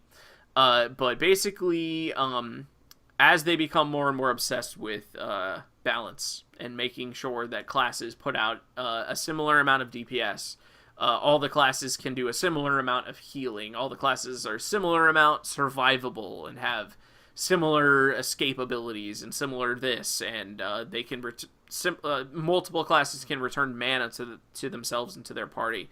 everything starts to basically homogenize.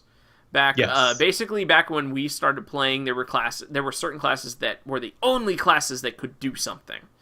Do one specific thing, and my example is always Shadow Priest was the only class that could ever return mana to themselves and to also their party members, which was like very special to the class, and that was one of the things that made them sought after in raids. And then as the homogenization started to happen, they gave that ability to multiple classes, and they also nerfed it to the point where it almost didn't even matter anymore. Because they didn't want you to feel like you had to have one of those classes that could return mana to have a party. So they made it almost not matter at all. Right. And this is the path that it's continued to take over time, which is why I quit, it's why Dookie quit, and I'm sure it's why a lot of people quit. Because basically, all you're choosing anymore is like, you want to deal damage? Okay. Do you want it to be with a sword graphic? Do you want to have an arrow graphic? Or do you want to have a fire graphic? Do you want it to be purple, red, blue? Exactly. What do you want? So, while you may have just been meaning to be silly, it actually kind of hit like a nerve for me. And I'm like, you know what? This is WoW now. Do you want your damage to be blue, purple, or red? And that's basically where we're at. Yeah, like, I mean, even with like tanking, like, Paladins were the best AoE tanks, and Warriors were the best single target tanks, and you wanted specific classes for specific reasons in your raid. But now it's just like, I don't know, as long as we got 2 tanks, a bunch of damage, some healers, we're good. So it's funny, and it also is a great conversation topic. So thank you for that one. So last up, we always also make some cards for our submissions as well. And up first is you, Dookie, of course, with your Paladin specializations. Yeah, I went Paladin. I broke down and just did it. You got to do the class that you played in WoW. I mean, it just makes sense. Yeah. So we've got Holy, Retribution, and Protection. They're 0 mana. They start in your hand, and then you can just play them right away. So Holy says your hero can't attack. So if you got any weapons in your deck, you're stupid. After a friendly minion is attacked, restore 1 health to it. So this is a lot like High Lung submission. This is encouraging play of the big late game minions where your opponent's going to need to trade into them with multiple things, and every time they do, that minion's going to get healed a little bit. So unless you're taking a minion out in one swing, these minions are having a lot more value generated into them. And I did it that way because Holy Paladins tend to be able to just spam super fast heals infinitely with Flash of Light on their party members. And then Retribution is when you have a weapon equipped, you have spell damage +1. So a lot like High Lung submission, it synergizes with weapons and spell damage. And I made it this way because in World of Warcraft, Retribution Paladins not only deal a lot of physical damage, but they also spew holy damage out of every orifice, and just deal massive damage that way. So that's what they used to do before they just made up another strength class. Well, exactly. So you could, you could run Light's Justice in a Paladin deck now, just to have several turns of spell damage +1. Your Consecrations are doing 3, your Hammers are doing 4. So I kind of wanted to build off of that. I don't know if it's maybe overpowered. In Paladin, I don't think so, because you don't have access to like low cost spells that really benefit from +1 damage. I mean, Consecrate definitely becomes a huge threat, but that's like one of the only cards. There aren't. Avenging Wrath would get pretty fucked up. Well, you just get 1 extra projectile. Yeah, just be 9. Be 9. Yeah. So it actually makes a lot of sense to me that Consecrate becomes your only big threat with this card, because Consecrate was a huge thing for Paladin. So yeah, Consecrate's one of the Paladin's best damaging spells. Yeah. And then of course Protection, the specialization that I was in WoW. We have pictured a hot Blood Elf Paladin here. Your hero power. This one changes your hero power. The other two leave it what it is. Your hero power becomes give a friendly minion +0/+1 and taunt. So it's still 2 mana, but instead of summoning a dude, you make a dude able to, stave off attackers for longer. Mm-hmm. And it would play out exactly like a prot pally would play out, which is, just delay. Basically, giving a high health minion +0/+1 and taunt is just adding health to yourself. Like, you're almost healing yourself with this. Which is, exactly. In a roundabout way, exactly what prot pallies did. You're forcing all your enemy minions to chew through this one minion, which is what paladin tanks were good at, was tanking a bunch of things at once. So this enables all your minions to effectively absorb damage from all directions. And much like Highlung's submission, it would also make cards like Humongous Razor Leaf, Ancient Watcher, and the like minions that can't attack but have incredible stats very good. You're right. That probably breaks it right there. But it's still a cool idea. I like it. All right. So lastly, we have mine, which of course is Priest. So first up, we have Discipline, and Discipline priests in WoW are all about shielding damage rather than healing it. So this says whenever you heal an undamaged character, it gains +1 health. So this includes yourself, of course, because you are a character in the game. Basically, the effectiveness is halved, but you still get some benefit from using your hero power on a minion or yourself that is fully healed. So, you play this on turn 1, and like a classic Priest turn 2, you have nothing to play, you heal your face, and you go to 31. It's better. I like that a lot. Yeah, and I've always... It makes a ton of sense. Like, Power Word Shield was kind of Discipline's bread and butter, and this is basically you're doing a small Power Word Shield on whatever. So exactly, they were all about shielding. They had Power Word Shield, Power Word Barrier, and like all these things that were just like stop damage from coming through. So yeah, you get a lot of extra value out of minions. All those turns where you float mana just by healing your opponent's face because you're a priest and you can't do shit. You can actually do something with your hero power, which is something I've always kind of looked for priest, is like, what can they actually like use that 2 extra mana you're always floating for?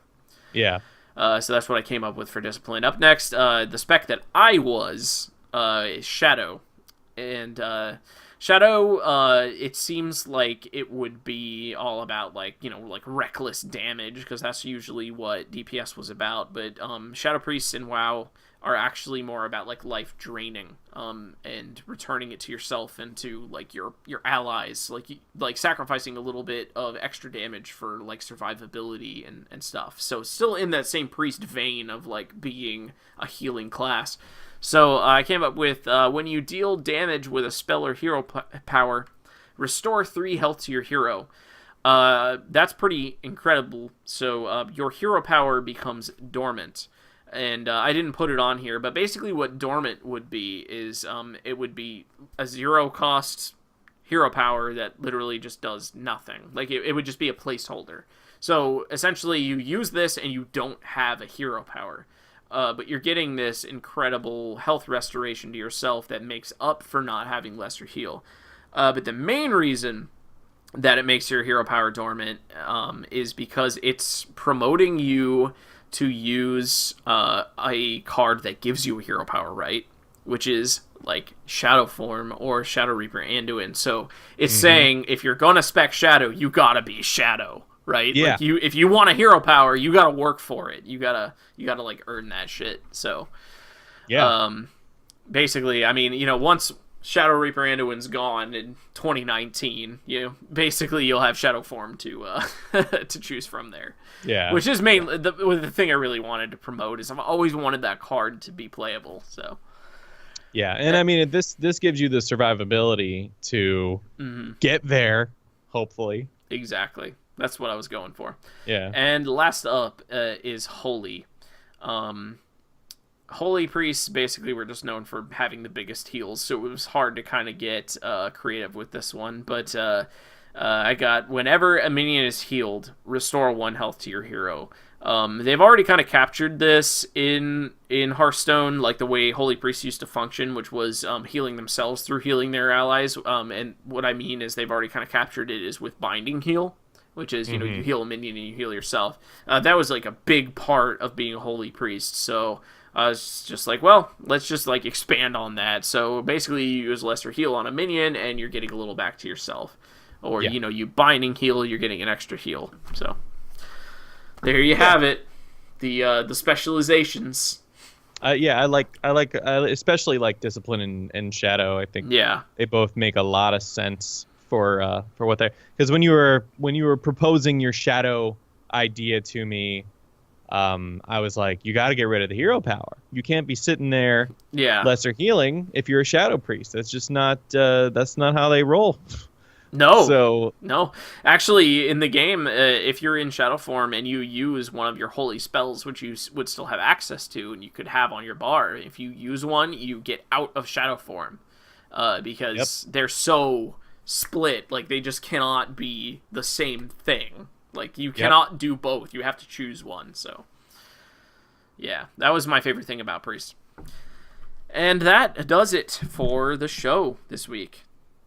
And at this point, it would be your opportunity to pose our next card submission challenge. Last time it was your turn, you surprised me and you had an idea.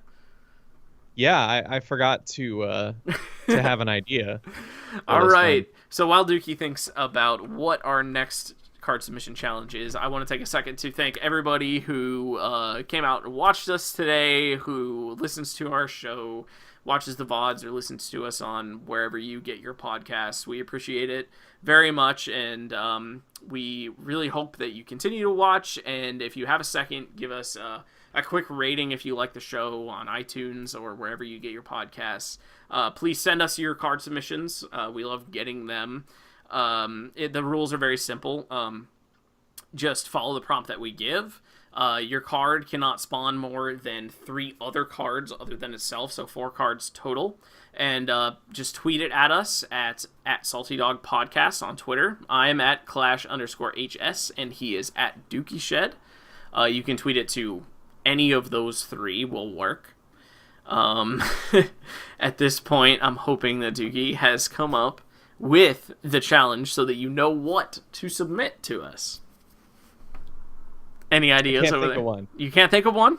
I can't think of one. Just think of. Let's just do a silly one then. I'm trying to think of. I'm trying to think of silly one. I like silly ones. Silly ones are good. I mean, we have a couple weeks yet till Halloween, but we could do some kind of spoopy one. Oh, that's true. Maybe we should wait until it's closer to Halloween, though. Maybe. For the spoopy one. Although next week, I think I'm unable to do the show. Uh-oh. We're preemptively canceling next week's show here. Yeah, no, I told you about this. Yeah, you're going to be on tour, right? Yeah. Okay. But then the next week I can. Oh, my God. What do we do? If you have an idea, feel free to throw it out there, because I am drawing a huge blank right now. Oh, man. What do we do? This is brutal. Okay. All right. Make a video game character from a non-Blizzard game. A Hearthstone minion. I like that. No, this is cool. This is a good idea. Good thinking on your feet. So, right, cool. Yes, not a Blizzard game. I know this is going to be hard for a lot of you guys because you only play Blizzard games. So, no. I have an idea. I'll make Thrall. No McCrees, no Mercies, no freaking Thralls or Tracers. No Diablos. No Diablos. No Lost Vikings. Lost Vikings? That was Blizzard's first game. It came out in the 90s on, I think, Sega. Man, you're dropping some knowledge on me that I didn't have. That's right. I know shit. Okay, but for now, that does it for this show. Again, thanks, everybody. We are going to be peacing out, so stay salty until next time. Stay salty!